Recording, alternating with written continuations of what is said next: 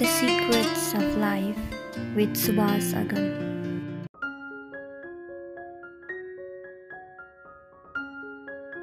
चन्दागिरी पहाडको फेदमा एक कर्मयोगीले फुलाएको फूल हो श्री अरविन्द योग मन्दिर। रामचन्द्र दास सानै उमेरमा गुल्मीदेखि हिँडेर भारत पुगेका थिए। कहिले भारतीय सेना त कहिले साधु वेश धारण गरी अन्ततः पण्डिचेरीको श्री अरविन्द आश्रम पुगेका थिए। श्री अरविन्द र श्री माता मीरा अल्फासाको समाधिको दर्शनले उनको जीवन फेरि उही रहेन। 12 वर्ष निकै प्रेम र श्रद्धाले श्री अरविन्द आश्रमको सेवा र साधना गरेर अन्ततः नेपाली समाजको सेवा गर्न नेपाल फर्किए। महादेव स्थान नजिक ढुङ्गा र माटोले बनेको पुरानो घर लिएर सुरु भएको श्री अरविन्द योग मन्दिर आज संसारको एक नमुना योग साधना र कर्मयोग गर्ने केन्द्र र हजारौं बालबालिकाको सुनौलो भविष्य बनाउने विद्यालय बनेको छ।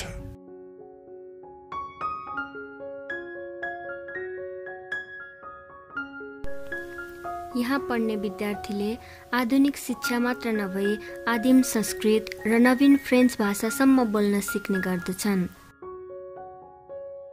काठमाडौँको महादेव स्थानमा, पूर्वी नवलपरासीको कोल्हुवामा र गुल्मीको मदाने सिर्सेनीमा समेत गरेर आज 3वटा आश्रम विद्यालय खुलिसकेका छन्।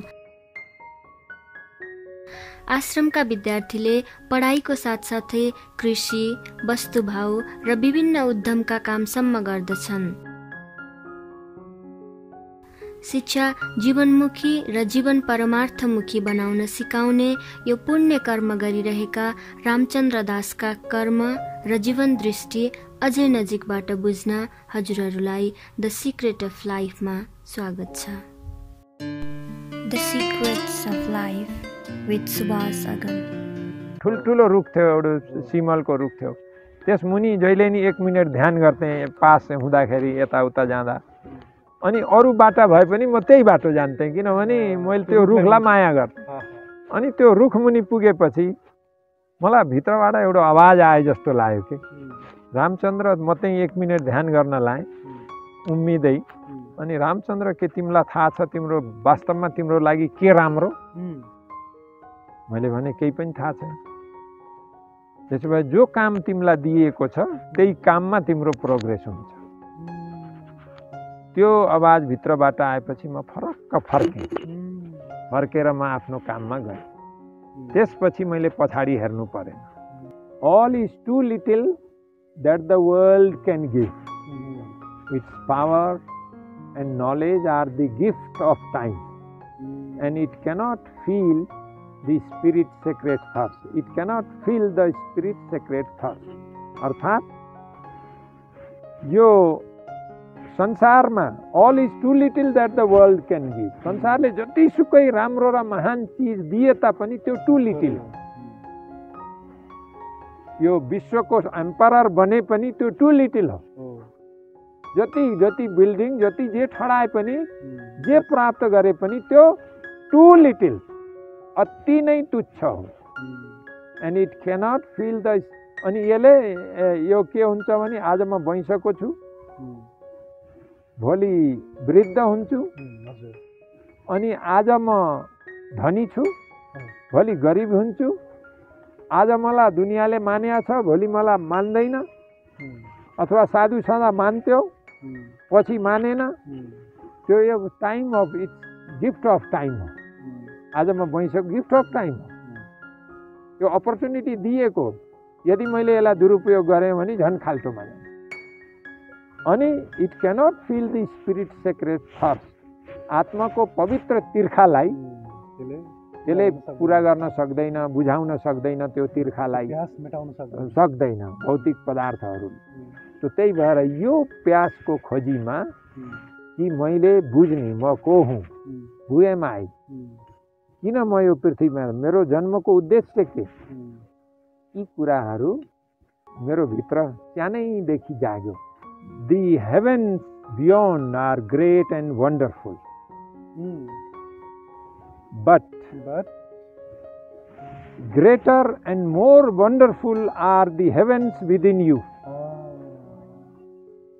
It is these Edens that await the divine worker.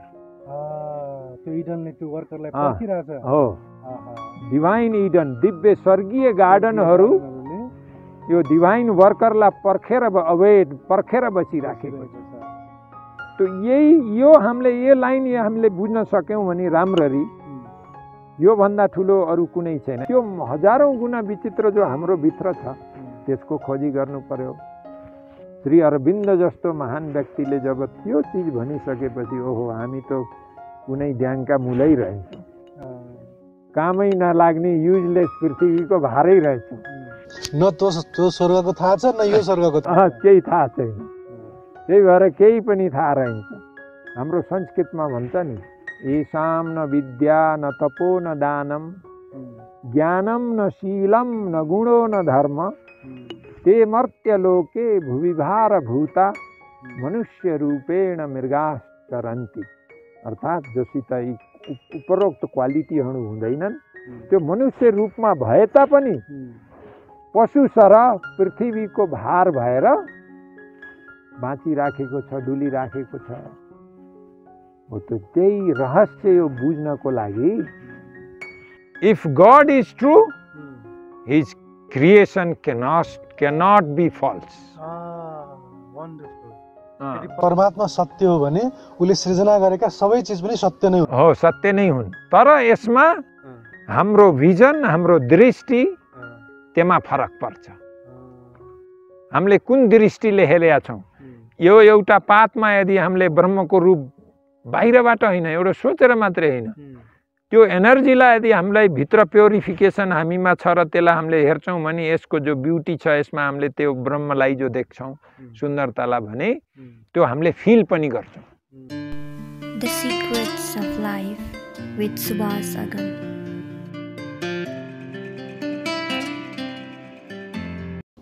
नमस्कार साथीहरू, द सिक्रेट्स अफ लाइफको यो अर्को एपिसोडमा तपाईँलाई स्वागत गर्न चाहन्छु। आजको यो एपिसोडमा हामीसँग एकजना कर्मयोगी हुनुहुन्छ जसले आफ्नो कर्मको बलबाट आफ्नो जीवन मात्र नभएर धेरैको जीवनलाई उद्धार गरिरहनु भएको छ। उहाँको बारेमा धेरै नबोली कार्यक्रममा उहाँलाई स्वागत गर्न चाहन्छु। आउनुहोस् कार्यक्रममा स्वागत गरौँ। स्वामी पनि भन्दा पनि हुन्छ, स्वामी नभन्दा पनि हुन्छ, रामचन्द्र दासजी कार्यक्रममा स्वागत छ। आराम हुन्छ? एकदम।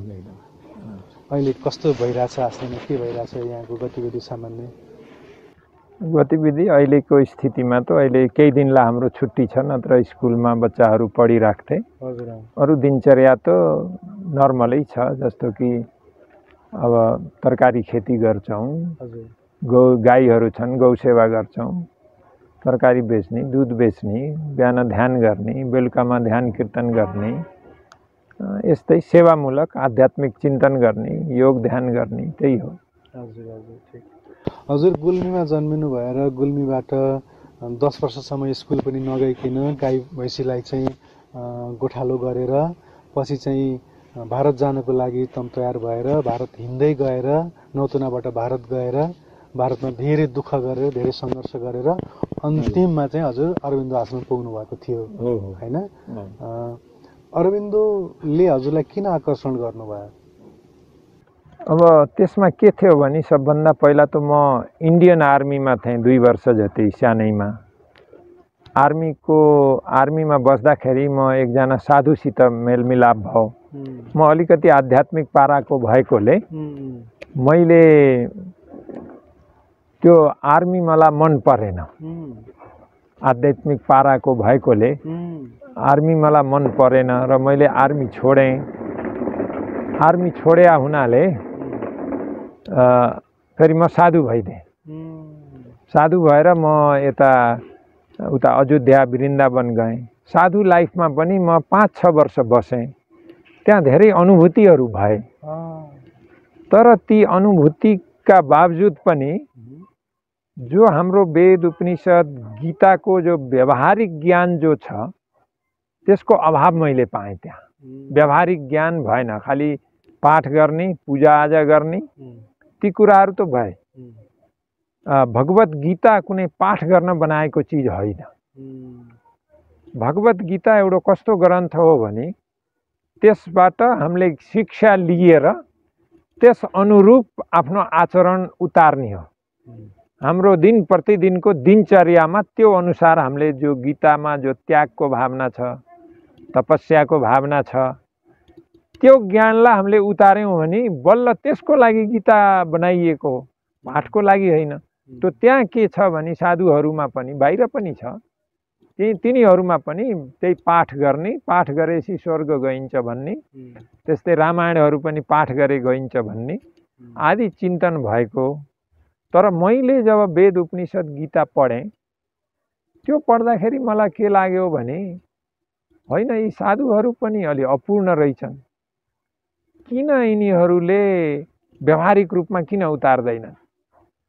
जातपात पनि त्यही छ, जबकि गीतामा जातपातको कुरै छैन। ईश्वर सर्वभूतानां हृदये अर्जुन तिष्ठति। ईश्वर सबै प्राणीको हृदयमा बस्छ भनेपछि कसरी छुवाछुत, कसरी सिर्जना? भगवान सबैको हृदयमा भएपछि त सबै प्योर छन् नि। त त्यो हिसाबले अलिक कन्ट्राडिक्टरी भएको कारणले मैले एउटा पुस्तक पाएँ श्री अरविन्दको। त्यो पुस्तक पढेपछि त्यो पुस्तकसित मेरा विचार ठ्याक्कै मिले। Basis of the yoga, the hour of the god भनेर यी दुईटा पुस्तक मैले पढेपछि धेरै राम्रो लाग्यो। अनि मैले ती पुस्तकको पछाडि त्यहाँको एड्रेस देखेपछि म पण्डिचेरी पुगेँ। त्यो बेला म हरियाणामा थिएँ, भिवानी हरियाणामा। तो यस बीचमा म इन्डियाका धेरै कुनामा साधु हुँदाखेरि धेरै ठाउँ घुमेँ। हजुरको उमेर कति थियो त्यति बेला? म 20 वर्षको थिएँ त्यो बेला। त्यति बेला अरविन्दले शरीर छोडिसक्नु भएको थियो। 1950 मै उहाँले छोड्नु भएको थियो शरीर। म त 1982 तिर उता पण्डिचेरी पुगे हो। तो त्यसरी म पण्डिचेरी पुगेँ। पण्डिचेरी पुगेर त्यहाँ मलाई राम्रो लाग्यो, धेरै राम्रो लाग्यो मैले सोचे जस्तो। किनभने त्यो आश्रममा मैले के पाएँ भने मान्छे जतिसुकै शिक्षित अथवा जतिसुकै विद्वान भए पनि सिम्पल पाएँ। हजुरले कहीँ भन्नुभएको थियो कि हजुर त्यति बेलासम्म चाहिँ साधु भएको हुनाले महिलाले छोएको खानुहुन्थेन रे। अनि त्यहाँ गइसकेपछि महिलाले खाना दिँदाखेरि हजुरलाई अप्ठ्यारो लाग्यो? होइन, लाइनबाटै म बाहिर निस्किया थिएँ। त्यो एकजना महिलाले बुझिन् कि यो साधु, मेरो अब दाढी थियो, अब साधु। त्यो बेला मैले सिलाएको लुगा पनि लाउन्न थिएँ। माथि एउटा च्यादर, तल एउटा लुङ्गी जस्तो सेतो बेर्ने, लङ्गुट लगाउने। त्यो भएपछि त सिलेकै लुगा अशुद्ध मान्ने मान्छे महिलाहरूले पकाएको खाने त कुरै थिएन। त्यही संस्कारमा 6 वर्षसम्म बस्दाखेरि कि महिलाहरूले पकाएको अशुद्ध हुन्छ, त्यो खानु हुँदैन भन्ने चिन्तन भएकोले म लाइनबाट अलग भएको थिएँ। एउटी महिला आइन्, उनले महिलाले त्यो गीताका कुराहरू पनि भनिन्। अनि मैले कुरा त सही हो तपाईँको, सबैको हृदयमा भगवानको वास छ भनेपछि यो त एकदम सही कुरा हो, म पनि त्यसैको खोजीमा छु। त उनले जबरजस्ती मलाई हातमा ल्याएर लाइनमा बसालिन्, भोजनको लाइनमा। त्यहाँ हजारौँ मान्छेले लाइन लाएर खाना खाने चलन हुन्थ्यो, लाइनमा बसेर खाना थाप्ने। अनि गीताको कुनै श्लोक पनि भनिन्? हो, त्यही यही नै, ईश्वर सर्वभूतानां हृदये अर्जुन तिष्ठति। तिमीले तपाईँले ईश्वरलाई मान्नुहुन्छ कि मान्नुहुन्न भनेपछि मैले मान्छु। त्यो गीतामा यो श्लोक छ कि छैन? छ, मलाई नि याद छ। भनेपछि ल भन्नुहोस्, ती महिलाहरूको हृदयमा भगवान छन् कि छैनन्? छन्। त फेरि किन उनी अछुत भए? भनेपछि ल आऊ भनेर लगेपछि अनि मैले त्यो खाना उहाँ लएँ, खाना खाएँ। तर खाना गाह्रो भयो, किनभने एउटा संस्कार हाम्रो दिमागमा के छ भने हामीले धेरै चिजहरू, अनवान्टेड अनावश्यक चिजहरू हाम्रा बाबुआमाबाट, परम्पराबाट हामीलाई एकदम थिच्ने हिसाबले त्यस्ता चिज लादिएको हुन्छ हाम्रो दिमागमा। हामीलाई फ्री छोडिएको हुँदैन। जस्तो एउटा कुरा गरौँ, बच्चाहरूलाई हाम्रा बुवाआमाहरूले जहिले नि भय देखाउने गर्छन् नि, त्यो धेरै नराम्रो। जस्तो जोगी आउँला जोगीलाई दिन्छु, भूत आउँछ, भूतलाई त दिन्छु, भूतले लान्छ तँलाई, त्यहाँ नजा, भूत यस्तो हुन्छ। त्यो एकदम गलत चिज हो। कुनै पनि बाबुआमाले त्यस्तो गर्नु हुँदैन, कुनै टिचरहरूले। किनभने भय भनेको सबभन्दा ठुलो शत्रु हो हाम्रो। हामी के हो भने मनुष्य एउटै धेरै असम्भव चिजहरूका पनि सम्भावना बोकेर आएको हुन्छ। अनेक प्रकारका सम्भावनाहरू हाम्रो भित्र छन्। ती सम्भावनाहरू रियलाइज गर्नको लागि यदि हामी भित्र भय छ भने त्यसले ब्लक गरिदिन्छ सम्भावनाहरूलाई। भय भनेको एउटा साह्रै नै हामीलाई तल पार्ने चिज हो। जस हजुरलाई पनि त्यो महिलासँगको भय थियो हो। अब त्यही त्यस्ता भरिएको थियो मेरो जीवनमा पनि, साधुहरूले संस्कारले भरिदिएका थिए। त्यो अब त्यसलाई दूर गर्नलाई त मैले त्यहाँ फेरि श्री अरविन्द आश्रममा अर्को के घट्यो भने, सबभन्दा पहिला म त्यहाँ बस्नुको कारण एउटा के थियो भने त्यहाँ श्री अरविन्द र माताजीको समाधि छ। उहाँहरूको शरीर समाधिस्थ गरिएको छ। भाग्यले म पनि त्यहाँ जान पाएको छु, मैले देखेको छु। त्यो धेरै राम्रो, तल र माथि दुवैतिर छ। अब त्यहाँ त्यो समाधिमा म प्रवेश गर्न साथ त्यहाँ मलाई आधा घन्टासम्म मेरो माइन्ड गायब भयो। म एकदम अद्भुत ऊर्जा एकदम ऊर्जावान भएर म आधा घन्टा टाइम गएको पनि थाहा पाइनँ र म मस्त ध्यानमा आधा घन्टा पछि मात्रै म कहाँ छु भन्ने जस्तो भयो। अनि मैले सोचेँ ओहो यो त दिव्य ठाउँ रहेछ, म यहीँ बस्नुपर्छ भन्ने कुरा आयो र मैले त्यहाँ बस्ने निदो गरेँ। नत्र त पहिला भिजिट गरौँ के रहेछ भन्ने कुरा पनि थियो। अनि त्यस्तो भएकोले फेरि त्यहाँ बस्नलाई सेवा गर्नुपर्ने, काम गर्नुपर्ने त्यति इजी थिएन। किनभने म साधु एउटा बाहिरी दुनियाँमा के हुन्छ भने साधु भएपछि एउटा हामीमा संस्कार के हुन्छ भने म साधु हुँ, अरू सबै दुनियाँ अर्डिनरी हुन् भन्ने एउटा इगोको एकदम तगडा रूपमा इगो हामीहरूमा भएको हुन्छ। त्यो साधुहरूमा त्यो हुन्छ। अनि त्यो भावना कता कता ममा पनि थियो। म पनि त्यसबाट अछुतो थिइनँ। तो मलाई फेरि त्यहाँ बस्ने जो मेन मान्छे थिए आश्रममा जो काम दिने, यदि म आश्रममा बस्न चाहन्थेँ भने मैले आश्रमको रुल फलो गर्नु पर्यो। 8 घन्टा काम गर्नु पर्यो कम्तीमा। त्यहाँ कर्मयोग बेस्ड आश्रम हो त्यो। अनि त्यो म उहाँलाई सोध्न गएँ। मैले भने म यहाँ बस्न चाहन्छु, कृपया मलाई अनुमति दिनुहोस्। भनेपछि साधुहरू त यहाँ बस्दैन, तपाईँ जानुहोस्, यहाँ कुनै साधु टिकिया छैन, कोही आए पनि गइहाल्छन्। होइन म जसरी पनि बस्छु भनेपछि जसरी पनि बस्ने भए ल त्यसो भए तिमीलाई किचनमा काम दिन्छु भन्नुभयो उहाँले।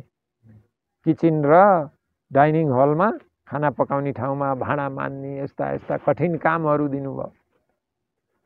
अनि फेरि मेरो त काम गर्ने बानी थिएन।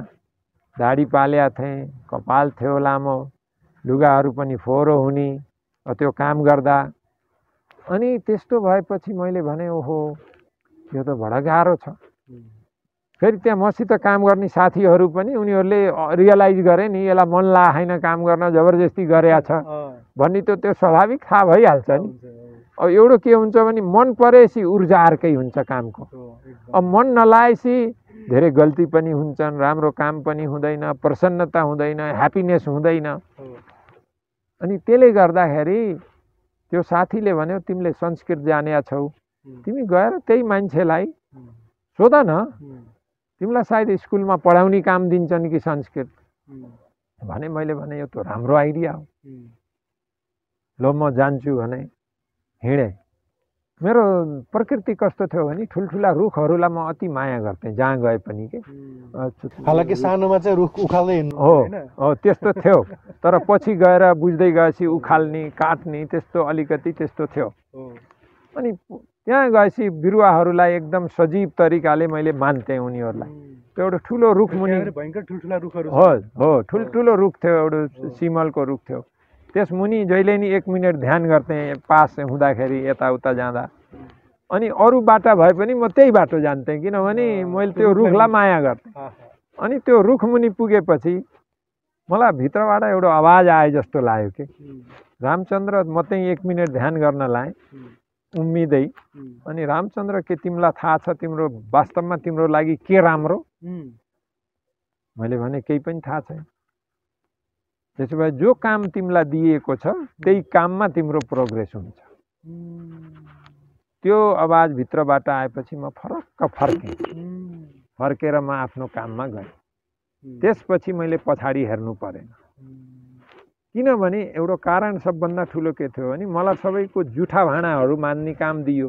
अरू पनि हुन्थे, तर त्यो जुठा भाँडा थालहरू ड्याममा फाल्दाखेरि के हुन्थ्यो भने एउटो टङ्की यहाँ छ, पहिला जुठा भाँडा त्यहाँ हाल्छन्, अनि मान्छेले यसो मिच्छ, अर्को टङ्कीमा हाल्छ, तेस्रोचोटि साबुनमा हाल्छ, साबुन हालेर अर्को पाँचौँमा जान्छ पानीको टङ्कीमा, त्यसपछि फेरि तातो पानीमा, बल्ल त्यसरी सिस्टम थियो। मलाई पहिलोमा राख्थे, त्यहाँ फाल्दाखेरि सबै जुठा पानी त्यो दुनियाँको मेरो मुखमा पर्थ्यो। म साधु छँदा त दुनियाँले मेरो चरणामृत लिने, मेरो जुठो खानालाई मारामार गर्थे, खुट्टो धोएर चरणामृत लिन्थे, जुठो खानालाई लडाइँ झगडा गर्थे। यहाँ दुनियाँको जुठो खानु परेको छ। त्यस्तो स्थितिमा म थिएँ। यो मैले के पाप गरेका थिएँ र मैले यस्तो काम गर्नु पर्यो भन्ने मनमा सुरुमा हुन्थ्यो। तर यो भित्री आवाज आएदेखि म जब त्यहाँबाट फिर्ता आएँ, त्यसपछि त म यति प्रेमपूर्वक मलाई त्यो वास्तविक कर्मयोग भनेको के हो त्यो मैले अटोमेटिक बुझेँ। एउटा कुरा के हुन्छ भने राइट एटमोस्फियरमा हामी बस्यौँ भने त्यो एटमोस्फियरले हामीलाई तयार गर्छ। आफू पनि तयार त हुनुपर्छ। जस्तो कि एउटा फुलको बीजमा यदि उसको आफ्नो एबिलिटी छैन भने त जस्तो सुकै मलजल हाले पनि त्यही फुल हुँदैन। तर मलजल नभए पनि त्यो जस्तो सुकै आफ्नो एबिलिटी भए पनि त्यो विकसित हुँदैन। बीज जति राम्रो भए पनि यदि मलजल छैन, पानी छैन भने त त्यो पनि विकसित हुँदैन। त मलाई के लाग्यो भने मेरो लागि यो मलजल बेस्ट पाउने ठाउँ यही रहेछ। अनि त्यसले गर्दा मेरो भित्र धेरै रूपान्तरित भयो, आफै भयो। अब इगोका कुराहरू अनि आफै रियलाइज गरेँ, ओहो म त एकदमै तलै गिरिया पो रहेछु, चिन्तनै मेरो फरक रहेछ। र त्यहाँ त्यसरी मैले सिकेपछि यति राम्रो लाग्यो कि म लगातार 12 वर्ष बसेँ। 12 वर्षसम्म बस्नुभयो? हजुर हजुर। अनि 12 वर्षसम्म त्यसपछि सधैँभरि भाँडा मान्ने काम त रहेन होला? होइन, भाँडा मान्दा पछि त्यो आनन्द आउन लाग्यो। त्यो उनीहरूले अरू ठाउँ दिने भन्दा पनि मलाई त्यही रोज्न थाले। त्यस्तो, किनभने त्यो आनन्द आउँदो रहेछ। किनभने इगो सबै भएर हो, त्यो त्यति मात्रै होइन, मलाई यस्तो अनुभूति हुन्थ्यो म जमिनमा छैन भन्ने अनुभूति हुन्थ्यो। मेरा खुट्टाहरू आकाशमा हिँडेका छन्, यति हल्का के, यति हल्का, यति आनन्द, कुनै मन कहीँ नजानी, यस्तो एनर्जी, थकाइ नहुने, 18 घन्टा काम गर्न लाग्यो।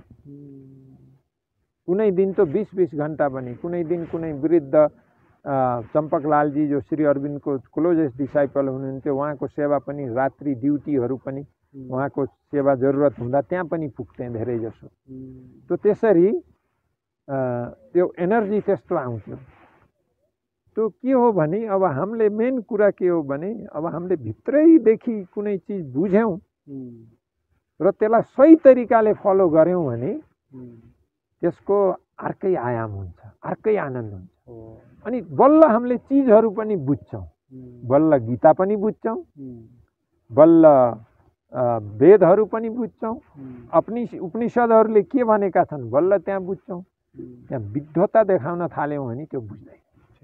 हजुरको जीवनको हुर्काइ जुन थियो त्यो एउटा सामान्य परिवारमा केही अभावकै माझमा हुर्किनु भएको रहेछ हजुर, होइन? हजुर। पछि भारतमा गएर सबै खालका कामहरू दुःख गर्नुभयो, तर के चिज तपाईँ हजुरमा पुगेन जुन चिजले हजुरलाई साधु भन्न आकर्षण गर्यो, अध्यात्मको मार्गमा आकर्षण गर्यो?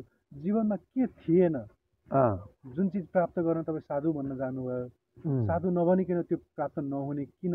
तपाईँ त हुन त राम्रो काम गर्नु पनि पाउनुहुन्थ्यो होला, काम गरेर पैसा नै कमाउनुहुन्थ्यो होला, तर साधु हुन चाहिँ के साधु भगौडा हुनको लागि संसारमा काम गर्न चाहिँ अल्छी लागेर भाग्नको लागि गर्नुभएको थियो कि केही प्राप्त गर्ने रहर इच्छा पनि थियो? अब के भयो भने म आर्मीमा नछिरुन्जेल मैले धेरै दुःख भोगेँ। खानपान 4 दिनसम्म भोकै पनि बसेँ। नदीको किनारमा गएर पानी खाएर दिनभरि गाडी बाटामा ऊ बेला 13 वर्षको थिएँ 12 वर्षको थिएँ तिनी गाडी गिन्थे दिनभरि तिनी आर्मीका गाडी त्यो नागाल्यान्डको बर्डरहरूमा पछि जब आर्मीमा गएपछि मलाई के लाग्यो भने स्वर्ग त आर्मीमा पो रहेछ किनभने खाना प्रशस्तै पाइयो सर्भिसमा हुनुहुन्थ्यो आर्मी नै हुनुहुन्थ्यो आर्मी नै थिएँ आर्मी नै हुनुहुन्थ्यो हजुर पछि मलाई ट्रेनिङ दिए सुरुमा त्यतिकै राखे त्यहाँ त्यो बेला अब चाइना इन्डियाको वार भइराख्ने र मान्छेहरू रिक्रुट गर्ने एकदम खोजिराख्थ्यो भर्ना गर्नलाई कति वर्षको उमेरमा आर्मीमा छिर्नु म 13 वर्षको केटो चाहिँ आर्मीमा गयो हो म अलि अलगै भएकोले उनीहरूले 16-17 वर्ष कति लेखाएर भर्ना गरे अनि त्यसरी म 14 जेके राइफलमा थिएँ अनि मलाई जब त्यहाँबाट भन्नाले जब म आर्मीमा प्रवेश गरेँ खानेकुरा प्रशस्तै पाएपछि त म धेरै आनन्दित भएँ किनभने पहिला अभाव त्यो यही स्वर्ग रहेछ भन्ने भयो किनभने मान्छेलाई कुनै चिजको बेसिक चिजको आपूर्ति हुन आवश्यक छ जीवनमा मिन्स सिम्पल खाना भए पनि पेटभरि खाँदा राम्रो हो त्यो पेटभरि खाना नपाउनुको अभावले त्यसले गर्दा अलिकति मान्छेमा जे होस् पहिला सुरुमै खाना पाएपछि त आनन्द लाग्यो तर 2-2.5 वर्ष त्यहाँ बसेपछि फेरि जो मेरो नेचुरल जो भित्रैदेखिको एउटा प्यास थियो नि त्यो जाग्यो फेरि एकजना साधुसित मुलाकात हुँदा ती साधुले एउटा श्लोक मलाई भने त्यो वाल्मीकि रामायणको श्लोक हो उनले के भने धिक बलम क्षत्रिय बलम ब्रह्म तेजो बलम बलम एकेन ब्रह्मदण्डेन सर्वास्त्राणि हतानि में यो श्लोक आउँछ वाल्मीकि रामायणमा जहाँ वशिष्ठ र विश्वामित्रको बीचमा जब विवाद हुन्छ विवाद हुँदा वशिष्ठको पासमा कामधेनु गाई छ त्यो कामधेनु गाईले राजा शिकार खेर्न गएको बेला भट्किन्छन् र वशिष्ठ आश्रममा पुग्छन् त्यहाँ त्यो गौमातालाई भनेर अनेक प्रकारका दिव्य खाद्य खाना भोजन 56 प्रकारका भोजनहरू आदि आवासहरू गौमाताले व्यवस्था गरेपछि अर्कन दिन राजा आश्चर्य पर्छ एक जोगी जङ्गलमा बस्या छ यसको यति ठुलो पावर यतिका सेनालाई उले पुरा खाना यस्तो सुविधा अनि अर्कन दिन बिहान उनलाई सोधे गुरुदेव मलाई बताउनु पर्यो यो उसको रहस्य के हो भन्दाखेरि गौमाता हुन् त्यो गौमाता हुन् भने यस्तो अमूल्य गौ त राजाको पासमा हुनुपर्छ सबै जङ्गलमा बस्नेलाई किन चाहियो मलाई दिनुहोस् भनेपछि यो त मेरो हवन आदि गर्ने मेन आधारै त्यही हो कसरी लाने होइन म लयरै छोड्छु भनेर ठिक छ अब जान्छिन् भने जाऊ लैजानुहोस् नमानेपछि अनि यताबाट यसो इसारा गरिदिनुहुन्छ उहाँ खोल्न लाग्दाखेरि गौमातालाई गौले वशिष्ठको आँखमा हेर्नुहुन्छ आँखमा हेरेपछि उहाँले यसो इसारा तिम्रो इच्छा तिम्रो शक्ति देखाऊ आफै गर भनेपछि उहाँले मुख खोल्नुहुन्छ गाईले मुख खोल्छिन् अनि हजारौं सैनिक निस्केर पुरा नाश हुन्छ उनी फेरि सैनिक ल्याउँछन् नाश हुन्छ सबै अनि अन्तमा उनी फेरि तपस्या गर्न जान्छन् तपस्या दिव्यास्त्रहरू अनेक प्राप्त गर्छन् फेरि आउँछन् लड्नलाई पराजित गरेर गाई लान्छु भनेर अनि फेरि तिनी दिव्यास्त्रलाई पनि उहाँको ब्रह्मदण्ड जो थियो वशिष्ठको त्यो भुइँमा बजार्नुहुन्छ बजारेर अनेक अस्त्र शस्त्र निस्केपछि तिनी दिव्यास्त्रहरू पनि सबै परास्त हुन्छन् अनि त्यो परास्त भएपछि के हुन्छ भने उनले त्यो बेला यो भन्छन् धिक बलम क्षत्रिय बलम क्षत्रिय बल बेकार रहेछ ब्रह्म तेजो बलम बलम ब्रह्म रूपी बल यहाँ जातको कुरा होइन फेरि ब्रह्म बलको त्यो जसले पनि पाउन सक्छ ब्रह्मत्व त्यो ब्रह्मसित एक हुनु नै त्यो ब्रह्म बल हो त्यही भएर उनले राजपाट सबै त्यागेर त्यो ब्रह्मत्व प्राप्त गर्न जङ्गल जान्छन् र अन्तमा उनी ब्रह्मर्षि कहलाउँछन् र त्यो कहानी त्यो छ त्यो श्लोकले मलाई पनि के गर्यो भने म यो लडाई गरेर पेन्सन पकाएर मेरो कल्याण होला जस्तो मैले देखिनँ म जीवनभरि बन्दुक समाउँदै हिँड्न म चाहदिनँ त्यही भएर म आध्यात्मिक खोजीमा लाग्छु भनेरै मैले आर्मी छोडेँ। छोड्न इजी थिएन, उनीहरूले मलाई फाइनहरू गरे, के मैले ऊ गर्नु पर्यो, फाइनली म बस्दिनँ भनेर मैले छोडेँ। छोडेपछि त्यसपछि साधु भएर पनि अब पढ्न गइयो। तो यहाँ खास के छ भने अब एउटा त भगवानले चुज गरेर आउँछ जे पनि, मनुष्य आफैमा आफ्नो शक्ति हुँदैन गर्ने कुरा, किनभने जो भगवानले चुज गरेको व्यक्तिले, उसले रोजेको व्यक्तिले, उहाँको कृपा त अत्यावश्यक हो हामी सबैलाई, तर आफ्नो प्रयास पनि हामीलाई चाहिन्छ। र मैले प्रयास पनि त्यो सानो चिजहरूमा म अल्झिएर बसेँ। मेरा साथीहरूले आर्मी छोड्दाखेरि उनले भन्थे पेन्सन पाउँछस् 15 वर्षपछि, किन छोड्दैछस् भन्थे। मैले भने यो त मेरो क्रिम टाइम हो, यदि मैले अहिले साधना गरिनँ भने अब ठुलो भएर उमेर गएर त झन् ध्यान गर्ने चिन्ता नै फरक हुन्छ, त्यो सम्भावना हुँदैन भनेर त्यसरी मैले छोडेँ। तो त्यो प्यास भित्र एउटा स्वाभाविक रूपमा थियो र त्यो साधुमा पनि त्यो छँदा पनि मैले अझ उनीहरूको लिमिटेसन देखेपछि त्यो प्यासले मेरो आत्मालाई दिँदैन र मैले सन्तुष्टि दिएन। र फेरि श्री अरविन्दको मैले सावित्रीमा 3टा लाइन म हजुरलाई भन्छु। All is too little that the world can give. Its power and knowledge are the gift of time.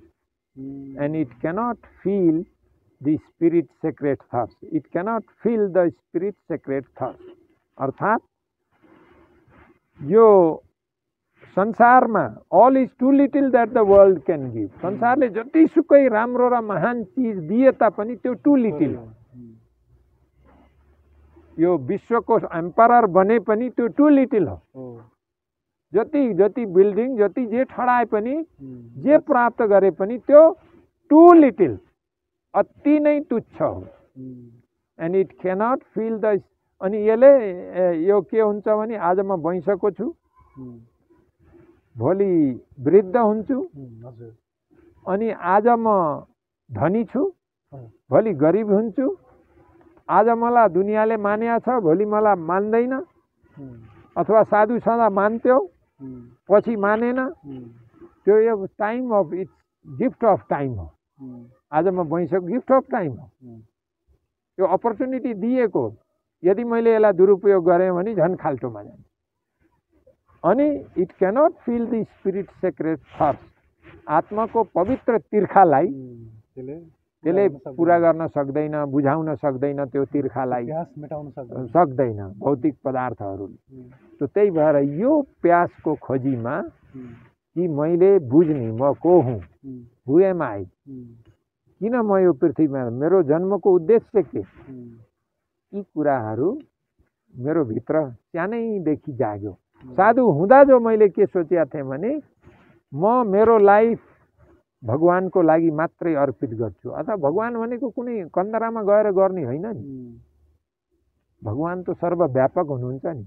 तया ततम विश्व अनन्त रूप, यो सारा विश्व अनन्त रूप भगवानबाट समाहित छ हर चिजमा। तो त्यो अनुभूति हो। तो त्यो अनुभूति जब आफ्नो भित्र आइसकेपछि, त्यो चाहेपछि तो अरू चिजमा त मनै जाँदैन। तो त्यही भएर मैले 15-16 वर्षको उमेरमै मैले भने म अब अर्डिनरी लाइफ चाहदिनँ, जीवन जतिसुकै भए पनि जो समाज भगवानको लागि बाँच्छु। 12 वर्ष हजुर पण्डिचेरीको आश्रममा बस्नुभयो। हजुर। अब चाहेर पनि नचाहेर पनि हजुरले जीवनमा, हजुरको जीवनमा अरविन्दको प्रवेश भइसकेपछि हजुरको जीवन परिवर्तन भयो, कार्यपलटै भयो। हजुर। अनि 12 वर्ष त्यहाँ बस्नुभयो, त्यसपछि नेपाल फर्केर आउनुभयो र नेपालमा यो आश्रम जुन अरविन्द योग मन्दिर खोल्नुभयो, यो सारा हजुरले चाहिँ स्कुल बनाएर अनाथ बच्चा बच्चाहरूलाई पढाउनेदेखि लिएर वैज्ञानिक शिक्षा दिएर र आध्यात्मिक शिक्षा पनि दिएर चाहिँ यो आश्रम सञ्चालन गरिरहनु भएको छ नवलपरासीमा, यहाँ र गुल्मीमा। अनि अब मलाई यो बताइदिनुहोस् कि अरविन्दले त्यस्तो त हजुरलाई के दिनुभयो जसले हजुरलाई यत्रो यो सारा गर्ने जुन प्रेरणा मिल्यो?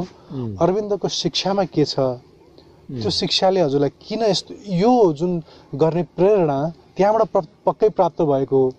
अरविन्दले हजुरलाई दिनु चाहिँ के भयो? उहाँले के दिनुभयो भने दुई चारवटा कुरा म उहाँकै भन्छु। एउटा त सबभन्दा ठुलो कुरा उहाँले उहाँकै शब्दमा म भन्छु, उहाँले के लेख्नु भएको छ भने एक ठाउँ, The heavens beyond are great and wonderful, but greater and more wonderful are the heavens within you. It is these Edens that await the divine worker. त्यो इडनले त्यो वर्करलाई पर्खिरहेछ। हो, डिभाइन इडन, दिव्य स्वर्गीय गार्डनहरू यो डिभाइन वर्करलाई पर्खेर बसिराखेको छ। तो यही यो लाइन हामीले बुझ्न सक्यौं भने राम्ररी, यो भन्दा ठुलो अरू कुनै छैन। यसमा के छ भने हेभन बियोन्ड, यो सारा विश्व जो छ विचित्र छ नि। हामीले ग्यालेक्सीको एउटा अध्ययन गरौँ, एउटै ग्यालेक्सी यति महान छ कि हाम्रो कल्पनातीत छ। और त्यस्ता ग्यालेक्सी तो कति छन्, कति लाखौं करोडौं कति छन्, कति हामीले त्यो कल्पनातीत छ। तो हाम्रो लागि के छ, विचित्र छ। यो पृथ्वी पनि हर थोक विचित्र छ। तर श्री अरविन्दले यहाँ के भन्नुहुन्छ भने, but greater and more wonderful are the worlds within you, heavens within you. हाम्रो विदिन भित्र त्यो भन्दा ग्रेटर र महान छ। इट इज दिज इडन्स, तो त्यसको खोजी गर्नु पर्यो। दिज इडन्स जो छन् त्यो विचित्रतालाई, त्यो हजारौं गुना विचित्र जो हाम्रो भित्र छ त्यसको खोजी गर्नु पर्यो। श्री अरविन्द जस्तो महान व्यक्तिले जब त्यो चीज भनिसकेपछि, ओहो हामी त कुनै ड्याङका मूलै रहन्छौँ, कामै नलाग्ने युजलेस पृथ्वीको भारै रहेछौँ। न त्यो स्वर्गको थाहा छ, न यो स्वर्गको थाहा छ, केही थाहा छैन। त्यही भएर केही पनि थाहा रहन्छ।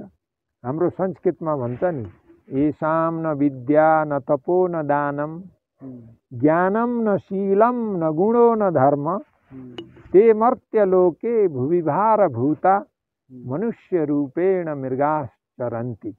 अर्थात जोसित उपरोक्त क्वालिटीहरू हुँदैनन्, त्यो मनुष्य रूपमा भए तापनि पशु सरह पृथ्वीको भार भएर बाँचिराखेको छ, डुलिराखेको छ। हो त त्यही रहस्य यो बुझ्नको लागि। र एउटा अर्को कुरा श्री अरविन्दमा के थियो भने जो मलाई प्रभावित गर्यो, एउटा त यो गर्यो। अर्को कुरा के थियो भने जो श्री अरविन्दकोले प्रभावित मलाई गरेको, सबैले अहिलेसम्म शङ्कराचार्यले सबैले के भन्छन्, ब्रह्म सत्यम जगन मिथ्या। ब्रह्म सत्य छ, जगत मिथ्या छ, यो बॉडी मिथ्या छ, सबै मिथ्या। फेरि कहीँ पनि गीतामा यस्तो मिथ्याको कुरा छैन। एक ठाउँ गीतामा के छ भने, तया ततम विश्वमनन्त रूपम। ततम भनेको व्यापक छ, तपाईबाट यो सारा विश्व व्यापक छ। तो व्यापक छ भनेपछि भगवान व्यापक भएपछि कसरी मिथ्या? तो श्री अरविन्दले के भन्नुहुन्छ भने, यदि ब्रह्म सत्य छ भने ब्रह्मको सृष्टि कसरी मिथ्या? हो, ब्रह्म सत्य जगन मिथ्या। ब्रह्म सत्यम जगन मिथ्या। तो यो अब शङ्कराचार्यले त्यस्तो भन्नुभयो। गीतामा अर्कै छ, उपनिषदहरूमा पनि त अझ गहिरिएर के छ भने, यो ब्रह्म बाहेक अरू केही पनि छैन, सबै ब्रह्म हो, सबै भगवानको रूप हो, त्यस बाहेक त अरू कुनै चीज छैन। अनि फेरि श्री अरविन्दले जब यहाँ भन्नुहुन्छ कि if God is true his creation cannot be false. Wonderful. यदि परमात्मा सत्य हो भने उले सृजना गरेका सबै चीज पनि सत्य नै हुन्। हो, सत्य नै हुन्। तर यसमा हाम्रो भिजन, हाम्रो दृष्टि त्यसमा फरक पर्छ। हामीले कुन दृष्टिले हेरेका छौँ। यो एउटा पातमा यदि हामीले ब्रह्मको रूप बाहिरबाट होइन, एउटा सोचेर मात्रै होइन, त्यो एनर्जीलाई यदि हामीलाई भित्र प्योरिफिकेसन हामीमा छ र त्यसलाई हामीले हेर्छौँ भने यसको जो ब्युटी छ, यसमा हामीले त्यो ब्रह्मलाई जो देख्छौँ, सुन्दरतालाई भने त्यो हामीले फिल पनि गर्छौँ। We can feel that closely, एकदमै इन्टिमसी तरिकाले हामीले त्यो फिल गर्न सक्छौँ। त्यो एउटा चिज भएकोले मलाई श्री अरविन्दको योग अति नै राम्रो लाग्यो। यी दुईटा चिजहरूले कि यो जीवनमा पाउनु पर्ने चिज धेरै रहेछ, हामी त केही पनि प्राप्त गरेका रहन्छौँ। वास्तविक जो सिक्रेट अफ लाइफ जो छ, जो सिक्रेट हाम्रो जीवनको जो रहस्य छ, त्यो त फरक छ। त्यही all is too little that the world can give. अब हामीले के गर्छौँ भने वर्ल्डले दिएको चिजलाई जो होल्डिङ गरेर बसेका छौँ, घर खोज्छौँ, सम्पत्ति खोज्छौँ, दुनियाँलाई अत्याचार गरेर, देशलाई ठगेर, समाजलाई ठगेर, अनेक गरेर हामीले कमाएका छौँ। अनि त्यसले के हुन्छ, हामीलाई झन् हाम्रै महानताबाट हामीलाई टाढा राख्छ। किनभने हाम्रो मिथ्याचरण भयो भने श्री अरविन्दले अर्को एउटा मलाई राम्रो लागेको पक्ष श्री अरविन्दको के हो भने money in origin belongs to the divine.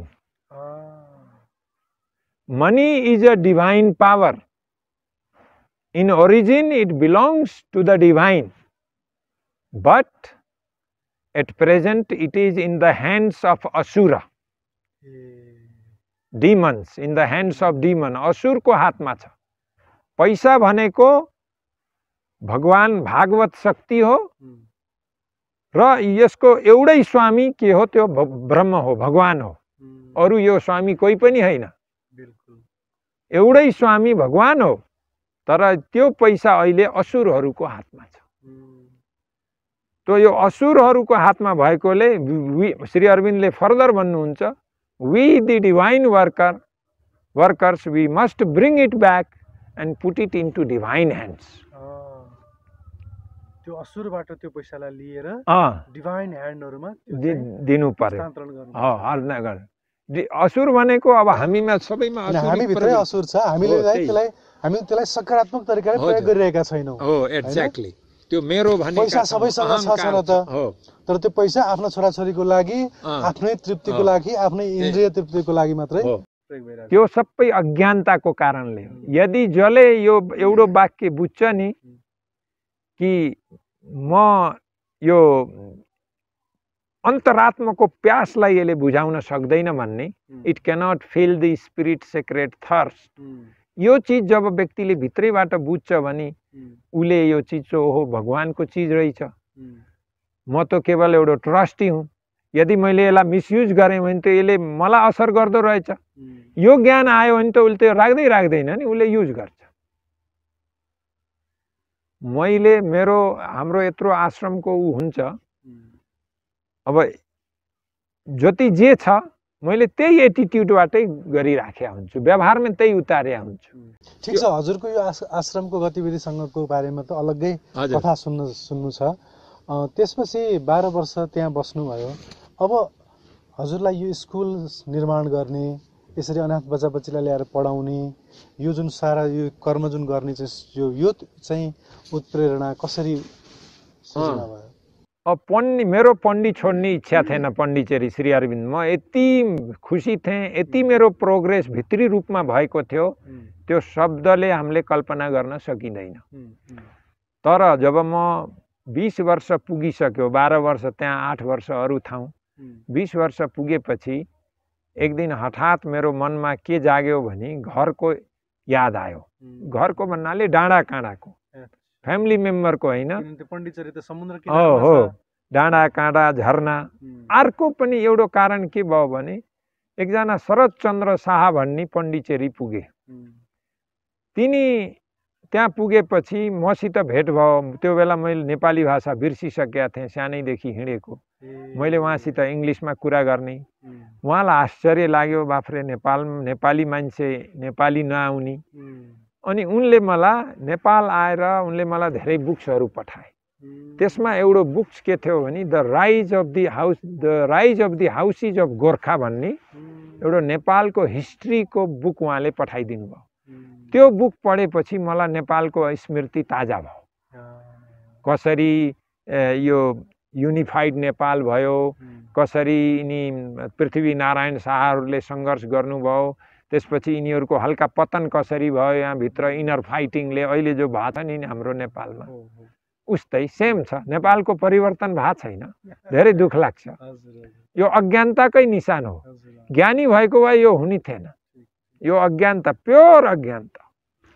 अनि त्यो पढेपछि उहाँले फेरि नेपाली शुद्ध गर्नलाई मिठो राम्रो रचना भन्ने ग्रामर पठाउनु भयो। डायमन्ड शमशेरले लेखेका बासन्ती, सेतो बाघ के यस्ता पुस्तकहरू उहाँले टन्न पठाइदिनु भयो। अनि यहाँ साप्ताहिक पत्रिकाहरू, अनि यहाँको स्थिति पढ्दा सुन्दा त अनि अलिअलि नेपाली इम्प्रुभ गरेँ। अब संस्कृत पढ्या हुनाले त धेरै गाह्रो त हुँदैन। अनि फेरि बाल्यकालमा बोलेको भाषा त फेरि आउँछ, अलिकति टोन फरक भए पनि। अनि त्यसपछि म त्यो पढेपछि मलाई नेपाल आउने इच्छा लाग्यो र म नेपाल आएँ। जाँदाखेरि 3-4 दिन हिँडेर 4 दिन हिँडेर गएको बाटो बुटवलसम्म कसो हिँडेर गएको थिएँ गुल्मीबाट। आउँदाखेरि तम्घासम्म कच्ची बाटो रहेछ, गाडी ठेल्दै एन केन 49 सालमा आएँ। अनि अब संयोग त अनेक यहाँ लामो कहानीमा जाउँ भने यहाँ धेरै संयोग पनि भगवान्ले अनेक बनाउँदा हुँदो रहेछन् कि। अनि घर आएँ। घर आउनु पहिल्यै त्यहाँ एउटा राङदल भन्ने एउटा ठाउँ छ गुल्मीको, त्यहाँ कुमाल बस्तीहरू छ। कुमाल बस्तीहरू कति बच्चाहरू नङधडङ, पुसको महिना थियो, गरिबी, नाकबाट सिगान चोएको, फोहोरो, घर अगाडि टोयलेट आदि आदि देखेपछि म रोएँ। अनि मैले भने ओहो नेपाल त एकदमै ब्याकवर्ड रहेछ। अनि अलिकति अगाडि जान्छु भन्दा कसैले जिन्दाबाद बच्चाहरूले झन्डा बोकाएर हिँडालेका। अनि त्यो हेर्दा पनि मलाई आश्चर्य लाग्यो कि यो देश युवा कर्णाधार, जो भविष्यका कर्णाधार हुन्, यिनीहरूको यस्तो दुर्गति छ भने नेपालको विकास त हुँदैन। एकन्ताका भएको नेपालको महानता त यो त झन् अहिले त बर्बाद छ त भनेर साह्रै दुःख लाग्यो। अनि मेरो आँसु जो टप्के। त्यसपछि म गएँ, घर गएँ। घरमा केही दिन बसेँ। अनि एक दिन हिउँ पर्यो, माथिल्लो लेभलमा मदानीको धुरी भन्छौँ त्यसलाई, त्यसमा हिउँ पर्यो। तल्लो गाउँहरूमा पानी पर्यो रातभरि। बिहान उठ्दा त पुरा हिउँले ढाकिएको, बचपनमा पनि हिउँमा खेल्ने बानी भएकोले एकचोटि जान्छु आज भनेर आमालाई भातपुत पकाएर घिउ भात खाएर हिँड्न लागेको, एक्लै नजाऊ, त्यहाँ बाघहरू हुन्छ, अनेक जनावरले अट्याक गर्छन्। मैले भने म एक्लै जाने, मलाई कसैको डर छैन। किनभने अरू मान्छेसित गयो भने त मान्छे आफ्नो अन्तर्मुखी हुँदैन नि, कुरामा डाइभर्ट हुन्छ। एक्लै भएपछि के हुन्छ भने आफ्नो अन्तरात्मासित एक हुन्छ, आनन्दले फरक आनन्द आउँछ त्यसको। अनि फेरि या त दुवै उस्तै भए बल्ल आनन्द आउँछ। उस्तै खालको ऊर्जा मिल्यो भने, नत्र उसले एउटाले केवल उही कति कमाएर ल्याइस्, गाउँ गयो कि खालि त्यही बाहेक अरू केही थिएन। कति कमाएर ल्याइस्, कहाँ राख्या छस् पैसा, त्यो बाहेक अरू के गरिस्, अरू ज्ञानका कुरा त मतलबै छैन। हामीहरू हजुरले अरविन्दबाट सिकेको कुरा सेयर गर्न मिल्ने लागेको त कोही थिएन। त्यही भएर त्यहाँ गाउँमा बस्दा म कहिले पनि बाटोबाट हिँड्न थिएँ कि हिँड्दैन थिएँ। किनभने हिँड्यौ कि एउटा न एउटा भेट्ने, त्यही प्रश्न गर्ने, खोलाको बाटो, जङ्गलको बाटो। त्यस भएर म एक्लै माथि चढेँ। त्यो पुरा रुझेको थिएँ, किनभने रुखबाट त्यो घाम लागेका थिए अर्कन्दिन। त्यो पग्लेर आफू माथि आएर चप्पल लगाएर गएको, आफू पनि वेल प्रिपेयर्ड थिइनँ। त्यो गएँ, माथि गएपछि त्यो मदानेको धुरीमा पुगेपछि धौलागिरी छ्याङ्ग त्यो दिन देखिएको। अनि त्यहाँ बसेको त मैले माताजी श्री अरविन्दलाई लाइटको रूपमा त्यो धौलागिरीमा अवतरित देखेँ। In the form of light. दुवैलाई त्यो उसमा डिसेन्ट देखेँ मैले, प्रकाशको रूपमा। अनि मलाई भित्र एउटा प्रेरणा जाग्यो, तिमीले केही गर्नुपर्छ नेपालमा। अनि म आधा घन्टा त्यहाँ ध्यान गरेर 2 घन्टा जति ध्यान गरेर म तल झरेँ। मैले भने अब म काठमाडौँ जान्छु भने नागरिकता बनाएँ र म काठमाडौँ हिँडेँ। तम्घास आएर नागरिकता बनाएँ। त्यो बेला म 30 वर्ष 29-30 नागरिकता बनाएर आएँ। अब मेरो नाम मैले पढाइ लेखाइ अरू गरेका सबै रामचन्द्र दासकोमा थिए, यद्यपि मेरो त्यो महत्त्व थिएन, तर मेरो बचपनको नाम चन्द्रमणि भुषाल त्यहाँ भएकोले उनीहरूले त्यही नाममा दिए, सिडिओले अर्को नाममा दिएनन्। ठिकै छ, त्यो मलाई जरुरत पनि थिएन, त्यही नाममा लिएर म यहाँ आएँ। यहाँ काठमाडौँ आएपछि मेरो सोच के भयो भने म पण्डीमै बस्ने, तर आफूसित भएको पैसा र म बिचबिचमा आएर गाइड गरेर नेपालमा केही संस्था खोल्ने भनेर मैले एउटा संस्था खोलियो। 2-4 जनासित मिलेर यहाँहरूमा यस बिचमा धेरै ऊ भए। एकजना ओजो राज पन्थ भन्ने थिए, श्री अरविन्दको बुक्सहरू मगाइराख्ने पढ्ने, उनलाई पहिला भेटेँ, मेरो भिजन उहाँलाई राखेँ। त उहाँले पहिल्यै कुरा के भन्नुभयो भने मलाई नेपालमा पहाड फोर्न सजिलो छ, तर श्री अरविन्दको टिचिङलाई स्प्रेड गर्न र उहाँको आदर्शलाई यहाँ स्थापना गर्न गाह्रो छ भन्नुभयो सिधै। त्यत्रो पढ्या मान्छे, उनको रुममा पुरा श्री अरविन्दको साहित्य भरिएको, त्यत्रो पढेको मान्छेले पनि त्यस्तो भन्नुभयो। अनि म त्यहाँबाट मैले भने ठिक छ, तपाईँले त्यस्तो सोच्नुहुन्छ, तर म हार खाइनँ। मैले त भित्रैदेखि केही सोचेको छु नि, केही एनर्जीले मलाई भनेको छ you have to do this. अनि म त्यहाँबाट फेरि ठिक छ, मलाई एउटा बस्ने र अलि आरामदायी एउटा ठाउँ, बस्नलाई शान्त ठाउँ एउटा चाहियो, आरामदायी भन्दा पनि शान्त ठाउँ। त उहाँले एकदम आर्य समाजको टेकबहादुर रायमाझी त्यो बेला अध्यक्ष रहेछन्, त्यहाँ 32 पुतलीमा लगेर जानुभयो। उहाँकोमा कोठाहरू रहन्छन्, आर्य समाजको एउटा हल रहेछ उहाँकै घरमा, त्यही हलमा ठाउँ रहेछ। लो यस छेउमा बस सुत्नुहुन्छ भने यहाँ बस सुत्नुहोस्, खानालाई यहाँ नजिकै होटेल छ त्यहाँ खानु होला भन्नुभयो। ल ठिकै छ, सुत्ने ठाउँ भयो त भइहाल्यो नि मलाई भने। एउटा त्यही आर्य समाजको हलको एउटा छेउमा सुत्थेँ, बिहानमा च्यादरहरू पटाएर राख्ने। अनि त्यही होटेलमा गएर त्यो बेला 9 रुपियाँ खानाको लिन्थ्यो, भातको एक छाकको, बिहान 9 रुपियाँ, बेलुका 9 रुपियाँ तिर्थेँ। केही दिनपछि त उहाँलाई के लागेछ कुन्नी, भो मेरै घर खानुहोस् भन्नुभयो उहाँले, टेकबहादुर रायमाझीले, र उहाँकै घरमा खानु। अनि हामीले केहीजना मिलेर म एउटा प्रमुख सल्लाहकार बन्ने र म यहाँ नबस्ने भएपछि कुनै पद नलिने, सल्लाहकार भनेर गाइड गर्ने भनेर हामीले एउटा ठाउँ बनाइयो। ठाउँ बनाएर एउटा रेन्टेड प्लेस गरेर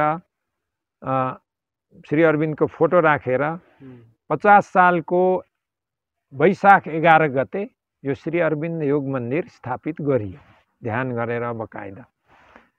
अनि म त्यहाँबाट पण्डी गएँ, अलिकति पैसा यिनीहरूलाई छोडेँ आफूसित ल्याएको, र बुक्सहरू फोटोहरू छोडेँ। अरू सामान लिएर आउँछु भनेर म पण्डिचेरी गएर 2 महिनापछि आउँछु भन्दा त त्यो ध्यान गर्ने ठाउँ पनि फोहोरो, त्यहाँ चुरोटका ठुटाहरू, वाइनका बोतलहरू भनेपछि त मलाई त एकदमै दुःख लाग्यो। त्यो फोटाहरूमा पनि फोहोरो, कुनै फुल पनि नै, केही नै भन्नाले एकदम के डेजर्टेड, कुनै महत्त्व नभएको त्यस्तो देखेँ। अनि मलाई उनीहरूलाई भने होइन यस्तो, अनि पैसा पनि सारा खर्च गर्दैछन् यो मिटिङ ऊ मिटिङ। अनि मैले भने यस्तो किन गर्नुभयो, यो त सबैले सहयोग गरेर फल्ने चिज हो नि, राम्रो चिजमा हामीले सबैले टेवा दिए पो बल्ल विकास हुन्छ नि भनेपछि होइन, नेपाल त यस्तै हो, कसैले दिन्छ भने खानी हो, नत्र हामीले दिने त कुरै आउँदैन भन्ने कुरो आएपछि फेरि मैले उनको कुरा याद आयो। त्यो ओजो राज पन्तले भनेको थिए नि, नेपालमा गर्न गाह्रो छ, पहाड फोर्न सजिलो छ। अनि मैले भने नेपाल रेडी छैन, पण्डिचेरी ब्याक टु पण्डिचेरी। अनि पण्डिचेरी गएँ, आफ्नो काममा लागेँ, फर्गेट नेपाल भन्ने भयो। अब जुन डाँडा काँडाले मलाई बोलाएका थिए त्यही डाँडा काँडाको फेरि याद आउन थाल्यो। 20 वर्षपछि गएँ नि, झरना डाँडा काँडा, म फ्यामिलीप्रति मेरो अट्याचमेन्ट कुनै पनि थिएन, किनभने मान्छे ज्ञानमा पुगेपछि अट्याचमेन्ट रहित हुन्छ, त्यो एकदमै त्यो हुँदैन। अनि त्यहाँ गएपछि मलाई फेरि काम त सुरु गरेँ, तर बार ती बच्चाहरू, कुमालका बच्चाहरू त्यही सिन आउने, अनि आफूलाई कता कता पलायन गरे जस्तो भावना पनि आउने। अनि सबै साथीहरूलाई मेरो यस्तो अहिले म कष्ट भोगिराखेको छु, के गरौँ, म शान्त छैन, नेपालमा सुरु गरेँ एउटा काम, अरूले गर्दैनन्, त्यसलाई बन्द गरेर आउनु पर्यो मैले। अब म के गरौँ, साह्रै समस्यामा परेँ। जान पण्डिचेरी छोड्न मन पनि छैन, त्यहाँ मान्छे तयार छैनन् भनेपछि तपाईँको सबैले नजाऊ भन्ने। तर एकजना श्री अरविन्दका क्लोजेस्ट डिसाइपल एकजना अरू हुनुहुन्थ्यो, one of the closest disciples, तो उहाँको नाम थियो निरोध बरन। निरोध बरनलाई गएर सोध्छु, उहाँले पनि यहीँ बस भन्नुभयो भने त म सबै खुसीले बिर्सिन्छु, उहाँ जस्तो सिद्ध पुरुष भने नि भयो। र उहाँलाई गएर भने, निरोध दा, म यस्तो डिलेमामा छु, प्रब्लममा छु, समस्यामा छु, मलाई यसरी आश्रममा नेपालमा आश्रम एउटा सिर्जना गरेँ, तर यहीँ बसेर हेल्प गरौँला भनेको त्यहाँका मान्छेहरू रेडी भएनन्, काम राम्रो हुने भएन भनेपछि उहाँले भन्नुभयो म के गरौँ, तपाईँले जे भन्नुहुन्छ म त्यही गर्छु। मैले पनि भित्र दृढ निश्चय गरेका थिएँ कि उहाँले पनि यहीँ बस भन्नुहुन्छ अनि म सबै बिर्सिन्छु, यस्ता पुरुषले भनेपछि त दोष पनि आउँदैन भन्ने भयो। तर उहाँले तुरन्त जवाब दिनु भएन, 5 मिनट लगाउनु भयो। अनि म उठ्नै लाएँ, उहाँले जवाबै नदेखि किन प्रब्लम दिने। उहाँ त्यो बेला 93 इयर्स ओल्ड हुनुहुन्थ्यो। अनि मैले हिँड्न लागेको, उहाँले आँखा खोलेर भन्नुभयो, Ramchandra, you have nothing to do here, go back to Nepal and work there. अनि त्यो भनेपछि अनि त्यो भएपछि म एकदम दुखित भएँ, किनभने मेरो चाहना त वहीँ थियो, हृदयले वहीँ चाहथ्यो। अनि म एउटा कर्तव्य, एउटा वचनको ऊ राखेर पनि फेरि अर्को के थियो भने मैले बङ्गाली लिट्रेचर पनि राम्रो पढ्थेँ, जस्तो बङ्किमचन्द्र चट्टोपाध्याय अनि टाइगोर, यिनीहरूको टाइगोरको एउटा आउँछ नि होइन, एक ठाउँ अरू ठाउँ, यदि तुम्हार डाक सुने क्यों न आसे तो बे एकला चलो रे, एकला चलो, एकला चलो, एकला चलो रे। अनि यदि तिम्रो पुकार सुनेर अरू आउँदैनन् भने तिमी नरुक, तिमी एक्लै भए पनि चल। अनि त्यही बेलामा मैले श्री अरविन्दको सुभाष चन्द्र बोसले पनि यही गीतलाई नै लिएर तपाईँको यो जनआन्दोलनमा, भारतलाई स्वतन्त्र गर्ने आन्दोलनमा यो गीतलाई धेरै प्रयोग गर्नुभएको थियो। ए अच्छा। अनि त्यसपछि एउटा श्री अरविन्दको पनि एउटा लाइन छ, strongest are they who stand alone. त्यो सावित्रीमा यो लाइन छ, ती मान्छे नै शक्तिशाली महान हुन् जो कठिनाई पर्ने पर हर अवस्थामा एक्लै डटेर अगाडि बढ्छन्। तो यो सबै पढेको हुनाले, यो सबै भावना भएको हुनाले मैले निश्चित गरेँ। अनि म रुँदै हिँडेको, अनि आएर म अब एक्लै गर्छु, अब अरूको घरमा हुँदैन भनेर यो पुरानो घर किनेर, रातो पुरानो घर हो, त्यही घर किनेर त्यसलाई रिपेयर गरेर, बारदली बरन्डा थिएन, टोयलेट बाथरूम, पानी बिजुली केही पनि थिएन।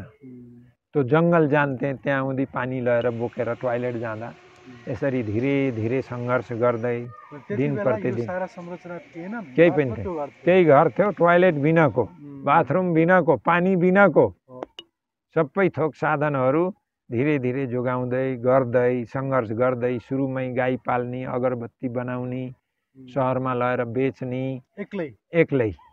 एक्लै पढाउने, त्यसरी पढाउने काम पनि दिउँसोमा गर्ने, बिहानै गएर दुध बेचेर आउने, फेरि दिउँसो जाने, यहाँ बच्चाहरूलाई होमवर्क दिएर जान्थे। एकजना बच्चाबाट सुरु गरेँ, फेरि यही नै आफूले बच्चा पनि राख्न थाल्नु। पहिलो वर्षदेखि नै यहाँ सुरु गरेपछि करिबन पहिलो वर्ष 4 बच्चा थिए। अर्को वर्ष सबभन्दा पहिला त मैले आफ्नै बहिनीकै भान्जीलाई एउटा ल्याएँ। मेरो एकजना कान्छी बहिनी पनि सानी थिइन्, उनलाई पनि ल्याएँ, किनभने उनीहरू मेरो परिवारमा म बाहेक सबै एजुकेटेड थिएनन्। म पनि संयोगले त्यस्तो ठाउँमा गएकोले, जेठो, म सबभन्दा जेठो भए पनि मैले मौका पाएँ। त्यही भएर एउटा बहिनीलाई भए पनि एजुकेटेड गरौँ भनेर गाउँबाट ल्याइयो। गाउँबाट ल्याएर उनी थिइन्, एकजना अरू हाम्रो पनि हाम्रो बहिनीको पनि 2टा फ्यामिली भएकोले ती बच्चालाई पढाउन थाल्नु भयो, अगरबत्ती बेच्नु भयो, दुध बेच्नु भयो, दुध तरकारी यसरी धीरे धीरे गर्दै। अनि यो आफैले कमाएर किनेको जग्गा हो, कसरी यो गर्नु भयो? सुरुमा त मसित त्यही 25 लाख जति थियो म इन्डियाबाट आउँदा। त्यसैला यताउता गरेँ, अलिकति बिचमा ठगहरूले पनि यताउता भयो केही पैसा। तर अब अगरबत्ती बनाउने, विदेशतिर पठाउने, पछि फेरि पस्मिनाहरू बनाउन लाएँ, पस्मिनाहरू बेच्न थालेँ, ह्यान्डलुमहरू राखेर। अनि कुनै बेला पस्मिना धेरै राम्रो चल्यो मेरो, त्यसले गर्दा पनि मैले आफूलाई बनाउने मटेरियल राम्रो किनेर अरूलाई बनाउन दिएर पनि बेचियो। पछि फेरि पस्मिना डाउन भयो, फेरि गेस्ट हाउसहरू आदि बनाउने, त्यस्तो आदि अनेक एक्टिभिटीहरू गर्दै फेरि एउटा के हुन्छ भने सही राइट एटिट्युड गरेपछि एउटा एनर्जी हुन्छ कि भित्र। आज हजुरको यो स्कुलमा अहिले कतिवटा बच्चा पढिरहेछन्? हाम्रो अहिले 2टा स्कुल छन्। यहाँ काठमाडौँमा 180 जना जति छौँ हामी, त्यसमा बच्चाहरू करिबन 150 जना जति छन् जसले फी तिर्दैनन्। अनि तराईमा पनि त्यहाँ पनि करिबन 50 जना जति विद्यार्थी छन्, 50 जना जति त्यहाँ, र अरू 20-30 जना जति एडल्ट्सहरू छन्। अनि यिनै बच्चाले यो खेतीपातीको काम पनि गर्छन्? हजुर, गाई दुने काम पनि गर्छन्, गोबर सोत्तर पनि गर्छन्, दुध पनि दुन्छन्, सबै प्याकेटिङ गर्छन्, सबै। अनि गाडीमा डेलिभरी हुन्छ। हजुर, डेलिभरी पनि गर्छन्, तर गाडीमा जान्छ। हजुर, डेलिभरी त्यसरी गर्छौँ। अनि हामीले चाहिँ खानको लागि जति अन्न उत्पादन गरेका छौँ त्यो आफ्नै अर्ग्यानिक उत्पादन छ, आफ्नै, तर सबै पुग्दैन। अब हामीले बेच्न त अर्ग्यानिकै आफ्नै उत्पादनहरू बेच्छौँ, तर अब हामीले यहाँ सबै खानालाई, किनभने हामी सबै हिसाब गर्दाखेरि कस्तो 300 जना हुन्छौँ 3 ठाउँ गर्दा, त्यो हाम्रो उसले त पुग्दैन, हामीले अरू किन्नु पनि पर्छ। तर हामीले अब भनौँ न एउटा हिसाबले महँगो चिज, राम्रो चिज बेचेर हामीले हल्का कम असल चिज बेचेर खान्छौँ एउटा हिसाबले भन्दा। तर मेरो सोच के थियो भने सबै आफ्नो पनि अर्ग्यानिक खाने हिसाबले मैले तराईमा करिबन 100 बिघा जति जग्गाको मेरो कल्पना थियो जब मैले त्यहाँ तराईको जग्गाहरू किन्न थालेँ। र दुर्भाग्य भनौँ जग्गाको दाम बढ्दै गयो हाई, र त्यहाँ जम्मा 18 बिघासम्म मात्रै किन्न पाइयो। त्यो 18 बिघामा अब बगैँचा चाहियो, ध्यानको एरिया चाहियो, गाई चाहियो, घरहरू चाहियो, गर्दा एनफ जग्गा अन्नलाई पुगेन। नत्र मेरो सोच के थियो भने 100-150 बिघा हुन्थ्यो भने एउटा मलाई कृषिमा धेरै रुचि थियो, र मैले एउटा युनिभर्सिटी जो कृषिको विश्वविद्यालय खोल्ने मेरो मनसाय पनि थियो त्यहाँ। र त्यहाँ अनेक प्रकारको गरेर एउटा आधुनिक अर्ग्यानिक तरिकाको केही गर्ने भन्ने मेरो मन थियो। तर त्यो जग्गा नभएपछि, अब आफूसित साधन नभएपछि ठिकै छ, भगवानको इच्छा यही भन्ने। गुल्मीमा पनि फेरि आश्रम खोल्नु भएको? गुल्मीमा एउटा के छ भने अब यहाँ काठमाडौँमा गाईको दुध अहिले हामीले करिबन यहाँ 8 लाख बराबरको दुध बेच्छौँ महिनाको। हजुर, अब यो कतिवटा गाई पालिएको छ हामी? अहिले यहाँ 40 देखि 45 गाई छन् है। त्यो 8 लाखसम्मको दुध बेच्छौँ। अब त्यो 8 लाखको दुध भविष्यमा अब यहाँ गाउँलेहरूले भन्न थाले कि यो एरियामा कि सहरीकरण हुँदै गयो, अब यो गाईहरू हटाउनुहोस्, गनाउन लाओ भन्न लाए। अब 1-2 चोटि वार्डमा पनि यिनीहरूले शिकायतहरू गरे। त्यो भएकोले अहिलेसम्म त एनकेन चलेका छौँ। तर अबको 4-5 वर्षपछि यहाँ अझ सहरीकरण हुँदा यहाँ गाई पाल्न देलान जस्तो छैन। पुण्यको कर्म गर्दाखेरि पनि गाई पाल्न नपाल भन्ने त्यति मात्रै हो। र यहाँ हामीले पानी बेच्थ्यौँ, आफ्नो बोरिङ गरेका छु, पानी अब सरकारले दिनुपर्ने दिँदैन, पानी छैन, कति टाढा बोक्नु पर्थ्यो, यत्रा गाई यत्रा जाना भएपछि मैले एउटा बोरिङ गरेँ आफ्नै जग्गामा। बोरिङ सफल भयो। अनि एउटा ट्रक थियो पहिला, त्यो ट्रकबाट नि इन्कम हुन्थ्यो, ट्रकलाई मैले ट्याङ्करमा परिवर्तित गरेँ। पानी आफ्नो छ, बेचौँ, काठमाडौँमा हाहाकार छ। अनि यहाँ त्यो पानी 1-8 वर्ष त बेच्न दिए, त्यसपछि मान्छेलाई डाँड लाग्यो। अब हाम्रो पानी यहाँको अलि राम्रो भएकोले अलि डिमान्ड, राति पनि चल्ने, दिन रात त्यो गाडी चल्थ्यो, र हामीलाई राम्रै फाइदा हुन्थ्यो। महिनामा 2 लाखसम्मको त्यसबाट फाइदै आउँथ्यो। अब त्यो भएपछि उनीहरूले फेरि गाउँमा यहाँ त्यो बेला कमिटी अब यो ऊ आउनु पहिलाको कुरा हो के अरे यो बहुदल आउनु पहिलाको कुरा बहुदल नै के अरे के भन्छौँ यो गणतन्त्र आउनु पहिलाको कुरा सबैले अब आश्रमलाई चिठी पठाएर गाउँबाट गाविसबाट पानी बेच्न पाइन्न भने अनि सबैले लाएर पानी रोकाइदिए पानी बेच्न रोकेपछि त फेरि मैले अर्को उपाय गर्नु पर्यो त्यो 2 लाख इन्कम त फेरि सुक्यो मेरो अब त्यसको लागि त्यो भएपछि मैले फेरि टुरिज्मतिर पनि बर्ता लागेँ अर्को अरू अन्य उपाय त निकाल्नु पर्यो नि इन्कम गर्नलाई नत्र त भोलि खाना पुग्दैन हजुर खानालाई पुग्दैन अनि त्यो फेरि यही गाविसमा अरूलाई पानी बेच्न दिए हामीलाई माता तीर्थमा त्यो व्यक्तिगतलाई दिए अब यहाँ आश्रमलाई दिएनन् सामाजिक कामलाई दिएनन् समस्या के छ भने यदि मैले त्यस्तै मुन्द्रे जडियाहरूलाई पैसा बाँड्दै हिँड्या भए सम्भवतः यो अवधारणा आउनी थिएन होला अब यस्तो कठिनाइ त मैले अनेक भोगेँ अब मारपिट पनि खाएँ कुटे पनि मान्छेहरूले यस्ता अनेक आउँछन् अब किनभने फेरि म एउटा आदर्शवादी भएकोले म त्यस्तो 2 नम्बरी चिज नगर्ने कसैलाई जाँड खाएर झन् उसको जीवन किन बिगार्दिने यदि सुध्रिन्छ भने वेलकम ठिक छ यही सङ्घर्ष गरेर एनकेन यसरी आश्रमलाई धक्कामुक्का गरेर आजको यो अवस्थासम्म लिएर आउनु भएको छ आजको संरचनाको कुरा गर्दाखेरि हामीसँग लो यतापट्टि एउटा बिल्डिङ देखिन्छ यता अर्को छ यो पुरानो बिल्डिङ यता छ यतापट्टि 7-8 वटा बिल्डिङ छन् ठुला साना गरेर मेडिटेसन हल शुद्ध गरेर 7-8 वटा बिल्डिङ छन् अहिले मैले फेरि एउटा लेटेस्ट के गर्दैछु भने एउटा यो आयुर्वेदिक हस्पिटल खोल्दैछु आयुर्वेदिक र नेचुरोप्याथीको त्यो हामीले आफ्नै विद्यार्थीहरू नै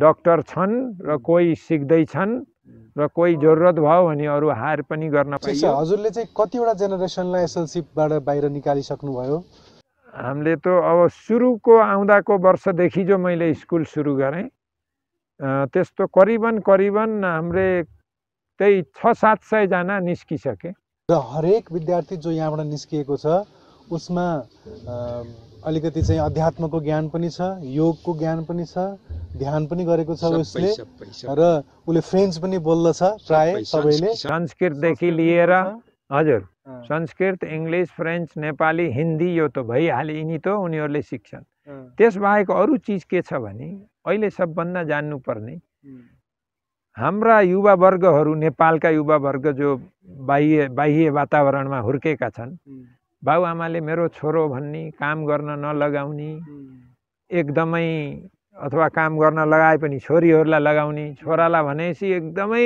गाउँघरमा अर्कै बनाएर राजा जस्तो बनाएर राख्छ अनि अनेक लाखौँ पैसा खर्च गरेर करोडौँ खर्च गरेर विदेश पठाउँछ उसले त यहाँ केही सिकेको छैन सङ्घर्ष गर्न सिकेको छैन केही आइडिया छैन कुनै स्किल छैन खालि त्यो एउटा सर्टिफिकेटको भरमा अथवा कुनै हिसाबले वहाँ पुगेपछि काम त बन्दैन काम नबनेपछि युवाहरू कतिले आत्महत्या गरे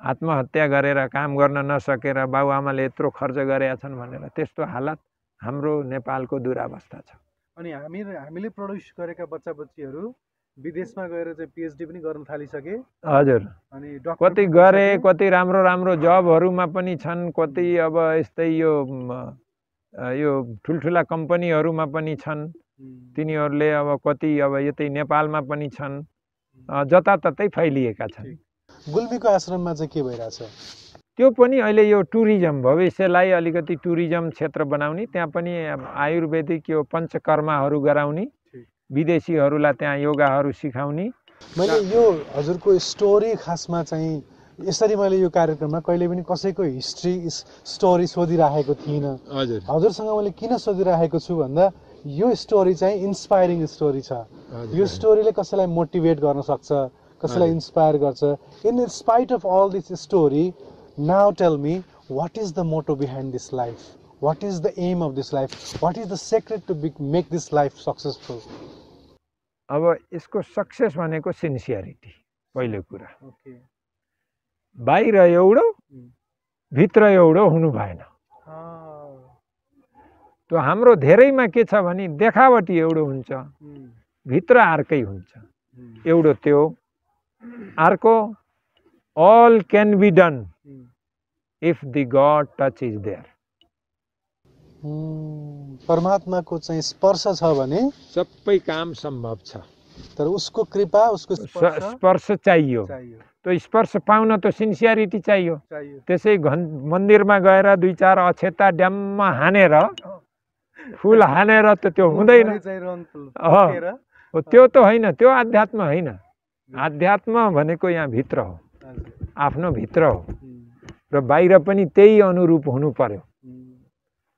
म एक ठाउँ इन्डियामा जाँदा के थियो भने, इन्डियामा त्यही दुःख, आर्मी जानु पहिला एउटा परिवारमा बसेँ। मलाई खाना थिएन। अब मैले भोकै हुँदाखेरि मैले एकजना परिवार देखेँ, उसका बाख्रा रहेछन्। मैले भने म बाख्रा चराउँछु, मलाई खाना दिऊ। खाना दिए पुग्छ भने। अनि त्यो घरवाला उसका छोरछोरी पनि थिए, 3-4 जना कति थिए। त्यसले के गर्थ्यो भने मलाई बचे खुचेको बासी खाना दिन्थ्यो। भात टन्नै पकाउने, त्यो कुवाएर जाँड पनि बनाउँथ्यो त्यो भातको, एकदम गनाउने। म कहिल्यै त्यस्तोमा नबसेको, त्यो पनि अब खाना नभएपछि त्यो। अब त्यसले बासी भात मलाई दिन्थ्यो, आफ्ना छोरछोरीलाई ताजा भात दिन्थ्यो कि ताजा खानेकुराहरू, मिठा चिजहरू ल्याए पनि उनीहरूलाई यो दिने। मैले पनि त्यो उसको केही काम गरिदिन्थेँ नि। यदि उसमा त्यो सिन्सियरिटी, बच्चा भनेको सबै एक हो, त्यो भावना हुन्थ्यो भने त्यो भगवानले नि हेर्नुहुन्छ क्या त्यस्तो चिजमा। त्यो एउटा एक्जाम्पल दिएँ के तपाईँलाई।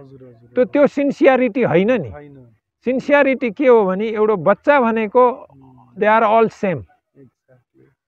कोही पराया आफ्नो भन्ने हुँदैन, सबै आफ्नो भन्ने हुन्छ। तो यो सारा वर्ल्ड भनेको हाम्रो एउटा, हामी एउटै अङ्ग हो के।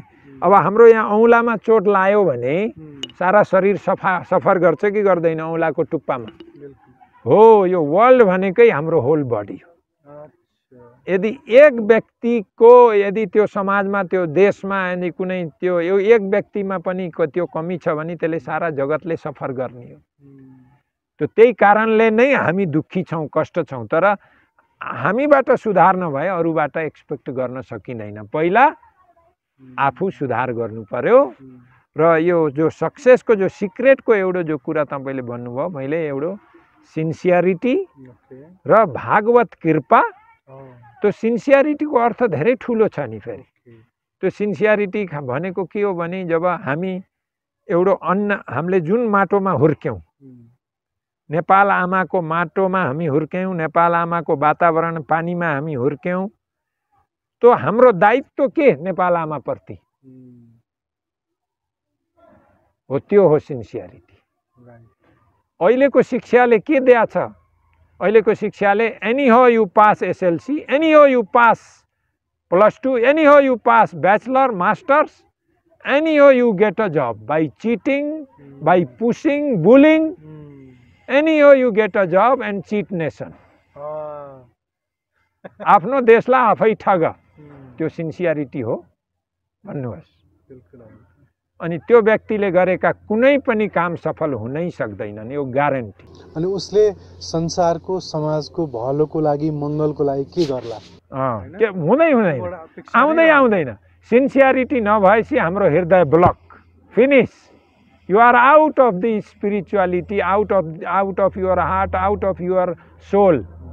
You are only mind. Mind also very low mind, subconscient mind. अनि त्यहाँबाट त प्रकाशको आशै छैन नि, अन्धकारै अन्धकार। त्यही पैसा रूपी, आयस आराम रूपी अन्धकारमा रमलिएर भित्र दुखी छ, बाहिर लिपस्टिक लाएर अथवा पाउडर लगाएर, कोट बुट सुट लगाएर त्यो काम छैन। भित्र खुसी भयो, हामीलाई त्यो भित्री खुसी चाहियो। If you smile at life, life will smile at you. त्यो हामीलाई चाहिन्छ। लाइफमा स्माइल हुनुहोस् पर्यो नि। अब भित्र बाहिरी स्माइलको कुरा होइन यहाँ, फेरि inner smile. If you smile at life, त्यो लाइफलाई एक्सेप्ट गर्नु पर्यो नि। चोरी डकैती गरेर कति दिन हुन्छ? त्यो देशलाई लुट्नु पनि त चोरी डकैती हो, जो झन् ठुलो पाप। त्यो हाम्रो दुरावस्था भएको यस्तै कल्चरले गर्दा हो। धेरै रूपान्तरणको खाँचो छ। मैले नेपालमा मेहनत गर्नुको पछाडि कुनै भोका व्यक्तिलाई, अनाथ असहायलाई केवल रोटी र कपडा मकान दिनलाई होइन, शिक्षा दिनलाई होइन, त्यो उद्देश्य मेरो होइन।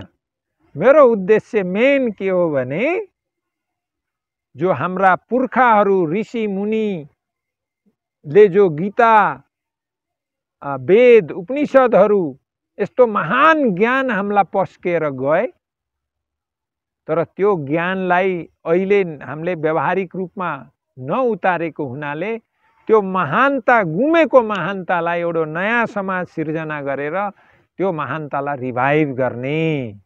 रिभाइभ गरेर ती महान व्यक्तिहरूको महानताले ती व्यक्ति जो रिभाइभ एउटा भित्र स्पिरिटको एनर्जीको साथसित जब बाहिर आउँछन् नि, देशको कल्याण हुन्छ। नरेन्द्र मोदी प्रधानमन्त्री इन्डियाका एक व्यक्तिले कति, इन्डियाको पहिला पासपोर्टको जो रेसो थियो वर्ल्डमा धेरै लो थियो। इन्डियन भनेपछि मान्छेले यसरी ध्येय दृष्टिले हेर्थे। अहिले उसको केही समयको उनको एउटा व्यक्तिको प्रयासले, एक्सनले, किनभने उसमा सिन्सियरिटी छ, सत्यप्रति ऊ छ, कन्दरामा जान्छ, गुफामा जान्छ, ऊ माटोको भाषा बोलेको छ, माटोको लागि खटेको छ। माटोको एउटा एनर्जी हुन्छ। आयातित ज्ञानले कुनै पनि देशको कल्याण हुन सक्दैन। हाम्रो यो जनकको देश हो, बुद्धको देश हो, ऋषिमुनिको देश हो। उनको ज्ञानलाई हामीले तिलाञ्जली दिएर आयातित ज्ञानको पछाडि हामी 1000 वर्ष लागौँ, यो देशको उत्थान हुनेवाला छैन। त्यही भएर हामीले एक सधे सब सधे, सब साधे सब जाए, रहीमन सिचिय मूलको फुले फले सुहाए। त्यो मूललाई समाउनु पर्यो। मूल हो हाम्रो बुद्ध, मूल हो हाम्रो जनक। जनक जस्तो राजा, जनक राजा कस्ता हुनुहुन्थ्यो? योगी, गृहस्थी भए पनि महायोगी, महात्यागी। अहिलेको हाम्रा नेताहरूलाई जान नभई हुँदैन। अनि त्यसरी कहाँ हुन्छ? योगी पुरुष हामीले मन्दिर जाँदैनन्। इन्डियाको प्रधानमन्त्री आउँछ, पशुपति जान्छन्, मुक्तिनाथ जान्छन्। हाम्रा नेताहरूलाई सोध्नुहोस् त, प्रधानमन्त्री भएकाले तिनीहरू पशुपति गाहन्, मुक्तिनाथ गाहन्, गीताको एउटो उच्चारण गरेका छन्, रामायण महाभारत आदि पढेका छन्। ज्ञान के हो, मनुष्य के हो, म को हुँ, आत्मा के हो खोजी गरेका छन्? छैनन्। हो, त्यही भएर हाम्रो दुर्दशा हुनुको कारण यही हो। त्यो गुमेको महानतालाई रिभाइभ गराउने प्रयास हो। अब प्रयासमा कति सफल भइन्छ त्यसको फेरि चिन्ता छैन।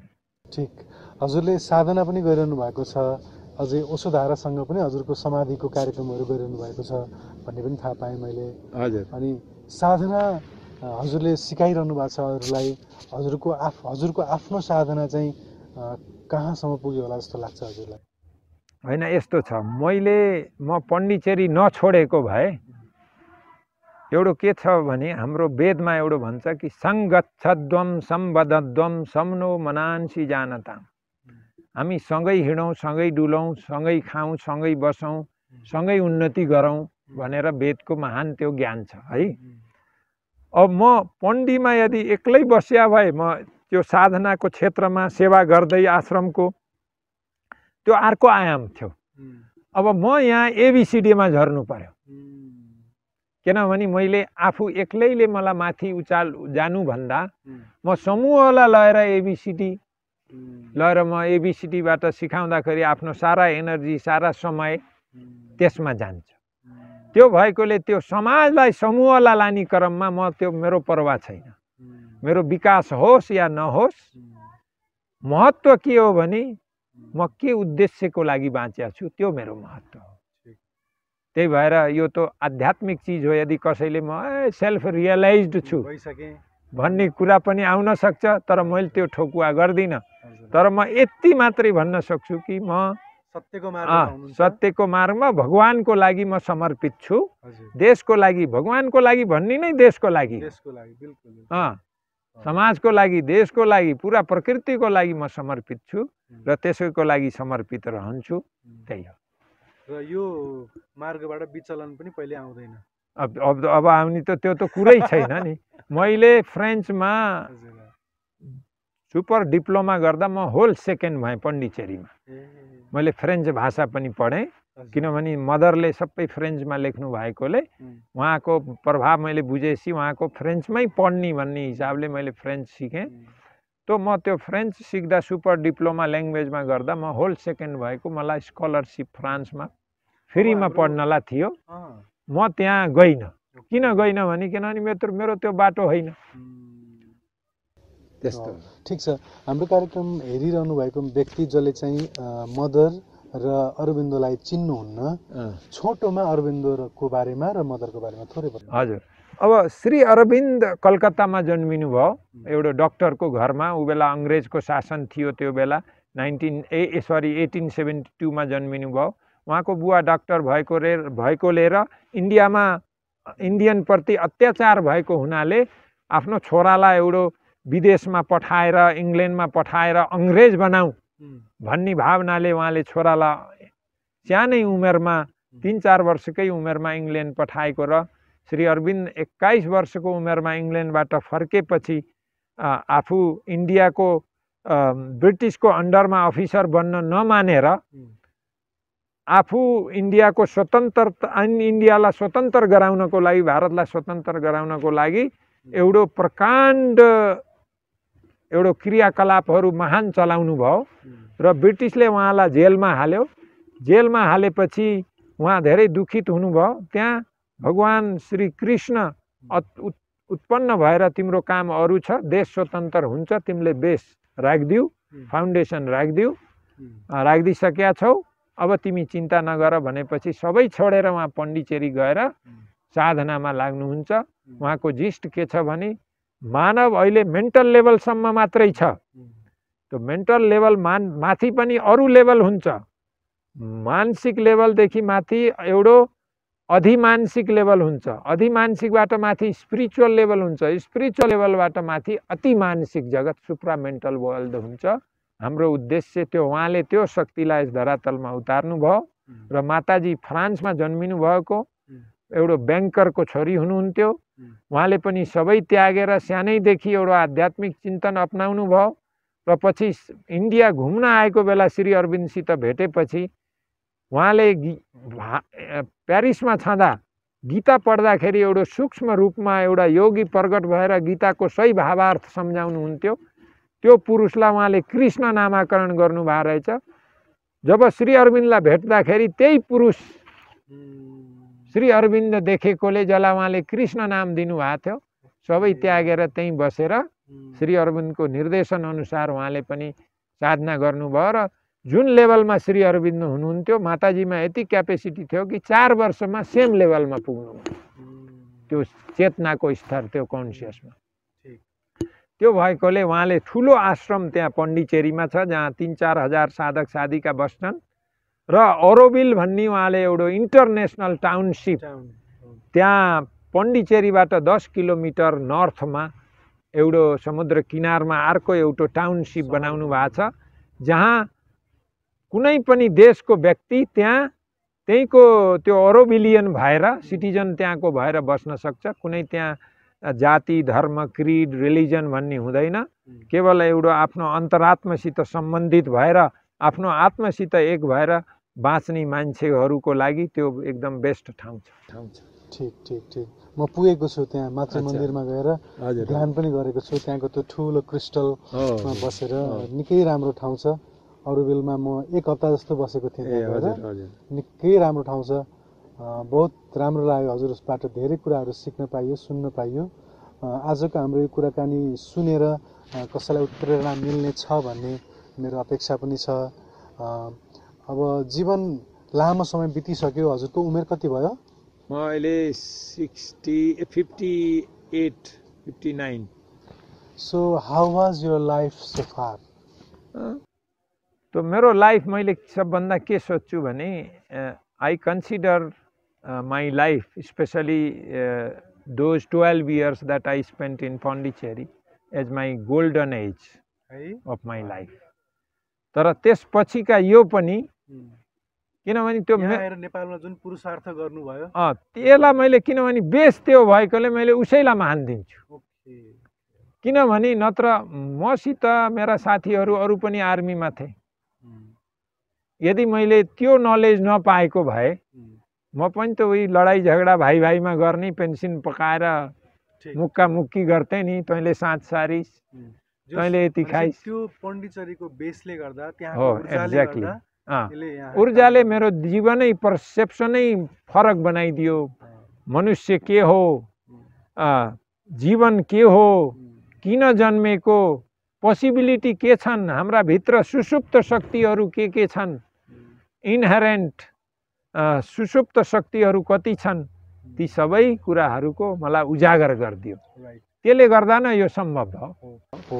अहिले हामी यहाँ जहाँ बसिरहेका छौँ, हामी यो एउटा समाधिको अगाडि बसिरहेका छौँ। यहाँ समाधिको भन्दा पहिला यो बिल्डिङ थिएन, यहाँ समाधि तल मात्र थियो, अहिले यो बनेको छ। समाधिभित्र चाहिँ अरविन्दको या माताको अस्तु केश र नङ छ श्री अरविन्दका। केश र नङ एउटा स्वर्ण पात्रमा राखेर यसको एउटा ऊर्जा वातावरण फैलोस् भनेरै हामीले त्यो राखेका छौँ। ठिक। अब यो समाधिको पनि थोरै यसको महत्ताको बारेमा बताइदिनुहोस् न। किन यसरी चाहिँ एउटा ज्ञानी पुरुषहरूको, बुद्ध पुरुषहरूको, सन्तहरूको यसरी केश पनि, नङ पनि, कपडा पनि यसरी चाहिँ समाधिमा राखिने चलन छ, यो यसको थोरै महत्ताको बारेमा बताइदिनु। अब के हुन्छ भने हाम्रो गीताले भने चाहिँ यद यदा चरति श्रेष्ठस् तत्तदेवेतरो जनाः स यत् प्रमाणम कुरुते लोकस तदनुवर्तते। अर्थात् जो श्रेष्ठ व्यक्तिले जुन जुन चीज आचरण गर्दै जान्छ त्यो सारा लोकले त्यसलाई श्रेष्ठ चीजलाई, बेस्ट चीजलाई त्यसले अरू जनताले त्यसलाई अनुसरण गर्छ। र फेरि के हुन्छ भने जो पनि महान व्यक्तिहरू हुन्छन् उनको एउटा ओरा हुन्छ, एनर्जी हुन्छ उनको हर चीजमा, उनको एउटा दृष्टिमा, उनीहरूको एउटा बोलीमा, उनीहरूका प्रत्येक बोली पनि एउटा मान्त्रिक एनर्जी हुन्छ। Because they are purified, they are divinized. त्यो डिभिनाइज भएपछि उनीहरूको लिङ्क सिधा हायर वर्ल्डहरूसित हुन्छ, आध्यात्मिक जगतसित हुन्छ, भागवत जगतसित हुन्छ। त्यो लिङ्कको जो अंशहरू जो हुन्छ नि त्यो उसमा हुन्छ। त्यही भएर एउटा दुखित, पीडित भन्नाले भित्री रूपमा पीडित अनेक हुन्छन् नि, जसलाई होप छैन लाइफको, त्यस्ता व्यक्तिहरू कदाचित आएर यसो प्रणाम गर्न थाहा, झसङ्ग त्यो एनर्जीको कृपाले धेरैको खुल्छ, जीवनको नयाँ आयाम सुरु हुन्छ। त्यो यसरी एउटा शक्ति केन्द्र। यहाँ धेरै मान्छे आउँछन्, हो कस्तो शान्ति आहा। त्यो शान्ति त त्यही हो नि, उनीहरूको महान व्यक्तिहरूको तपस्या, उनीहरूको कृपा र त्यहाँ बस्नेहरूको सिन्सियरिटी। ठिक हुन्छ। हजुरको यो समयको लागि म एकदम आभारी छु। आशा गर्छु कि हजुरको यो कर्म अझै धेरै फैलिएर जाओस्, हजुरको सुस्वास्थ्य पनि रहोस्, हजुरको साधना पनि अझै राम्रो हुँदै जाओस्। अन्तमा मैले सोध्न बिर्सिएको र हजुरलाई भन्नुपर्ने लागेको कुरा केही छ भने भन्नु। म जब मैले नेपालमा एक्ला चलो रे भन्ने भावना जागेर जब पदार्पण गरेँ फेरि पुनः, मैले के सोचेको थिएँ भने 5 वर्षमा 75 जिल्लामा, ओ बेला 75 थिए, अहिले 77वटा भए, 75वटा जिल्लामा एउटा आश्रम गर्छु होला भन्ने त्यो कन्फिडेन्सको साथमा लागेका थिएँ। तर यहाँको परिस्थिति, यहाँ हाम्रा विचार देखेपछि मैले भने डजन्ट म्याटर, म एउटोबाट सुरु गर्छु, तर धीरे धीरे गर्छु। केही मान्छेहरू उत्पादन गरेर बरु तिनीहरूले मेरो सपनालाई पुरा गरून् भन्ने हिसाबले मैले सानो ग्रुप भए पनि राम्रो बनाउने, त्यागी बनाउने, सक्षम बनाउने त्यो प्रयासमा लागिराखेको छु। र जो मास जनता तपाईँहरू सबै जसले चाहनुहुन्छ यस्तो एन्डेभरमा, यस्तो चिजमा सहयोग गर्न, हेल्प गर्न, हातेमालो गर्न, आइडिया दिन, अथवा यहाँ भएका चिज सिकेर देशको अग्निकुण्डमा स्वाहा गर्न जसको चाहना छ तिनीहरूलाई वेलकम छ। तिनी आउन्, गरून्, सिकुन् र हामीसँगै मिलेर हातोमाले गरेर एउटा नयाँ चिन्तनको साथमा, किनभने नौलो चिज प्राप्त गर्नको लागि हामीले सर्टन कुराहरू त्याग्नै पर्छ। त्यो त्यागेनौँ भने फेरि त्यो डाइल्युट हुन्छ, फेरि त्यो अगाडि बढ्दैन। किनभने श्री अरविन्द एक ठाउँ भन्नुभएको छ, the truth is instantly new burn. जो सत्य छ त्यो इन्स्टेन्टली नयाँ रूप लिएर आएको हुन्छ। हामी नयाँ रूपलाई एक्सेप्ट गर्ने क्षमताको हुनुपर्छ। हाम्रो के छ भने अब राम जन्मे उहिले त्यसैलाई होल्डिङ गरेर बसिया छौँ, अथवा अरू कोही ऋषिमुनि कुनै बेला भए सर्टन चिज त त्यो सदाबहार हुन्छन्, तर सर्टन चिज समयअनुसार परिवर्तित हुनुपर्छ। त्यो हामी परिवर्तन भएका छैनौँ। त्यही भएर सर्टन चिज त्यागेर आयो भने बल्ल त्यो नयाँ एनर्जीले हामीलाई, नयाँ ट्रुथले हामीलाई साथ दिन्छ र हामी अगाडि बढ्न सक्छौँ। नत्र त्यसलाई उ गर्ने, यता पनि खिच्ने, उता पनि गर्ने गऱ्यो भने फेरि त्यो सफल हुँदैन। र त्यही हो। हजुरलाई पनि धेरै धेरै धन्यवाद। द सिक्रेट अफ लाइफ त्यो एकदमै राम्रो टपिक त फ्यान्टास्टिक छ। किनभने वास्तवमा यदि हामीले जीवनको सिक्रेट अफ लाइफको पाएनौँ भने त्यो फेरि हामी भित्रै छ, बाहिर छैन। यदि कसैले सिक्रेट अफ लाइफ बाहिर खोज्छ भने he is not going to get whole life, he is not going to get. त्यो सिक्रेट अफ लाइफ भनेकै इट इज विदिन अस, हाम्रो भित्र छ र त्यो आफ्नै भित्र खोज्नुपर्छ, बाहिर खोजेर पाइँदैन। त्यो रियल सिक्रेट अफ लाइफ। त्यही भएर तपाईँको यो एकदमै राम्रो लाग्यो। यो भन्नाले जो तपाईँको उ छ नि, यो topic the secret of life fantastic छ। मलाई लाग्छ यसले यो जो तपाईँले यसको लागि मेहनत गर्नुभएको छ कि कसैले यस्ता प्रोग्रामहरूबाट अलिकति ज्ञानार्जन गरून्, केही चिज सिकुन्, यो पनि ठुलो काम हो जो तपाईँले गर्नुभएको छ। यसले अनेकको कल्याण हुन्छ। अनेक यस्तै किम कर्तव्य विमूढ भएका व्यक्तिहरूलाई मार्गदर्शन हुन्छ। यस्तो हजुर ठाउँ ठाउँ गएर खोजेर को कहाँ छ, कसरी सङ्घर्ष गरेका छन्, तिनीहरूको कुरा ल्याएर मासमा पस्किनु भनेको त यो ठुलो सेवा हो देशको लागि, समाजको लागि। र ल यसको लागि पनि म तपाईँलाई धेरै धेरै धन्यवाद दिन्छु। हस्, धन्यवाद आजको यो समय र हजुरको ज्ञान यो बाँडीको लागि म आभारी छु। फेरि पनि हजुरको सुस्वास्थ्य रहोस्, हजुरको कर्म अझै बढ्दै जाओस्, हजुरको साधना पनि पूर्णावतीतिर जाओस्, यो शुभेच्छा। धन्यवाद। हस् त, it was amazing. Thank you very much for being with us. अनि अर्को एपिसोडमा फेरि यस्तै कोही इन्सपायरिङ पर्सनको साथमा आउनेछौँ। हवस् त, धन्यवाद, नमस्कार। नमस्कार। The Secrets of Life with Subhas Agam.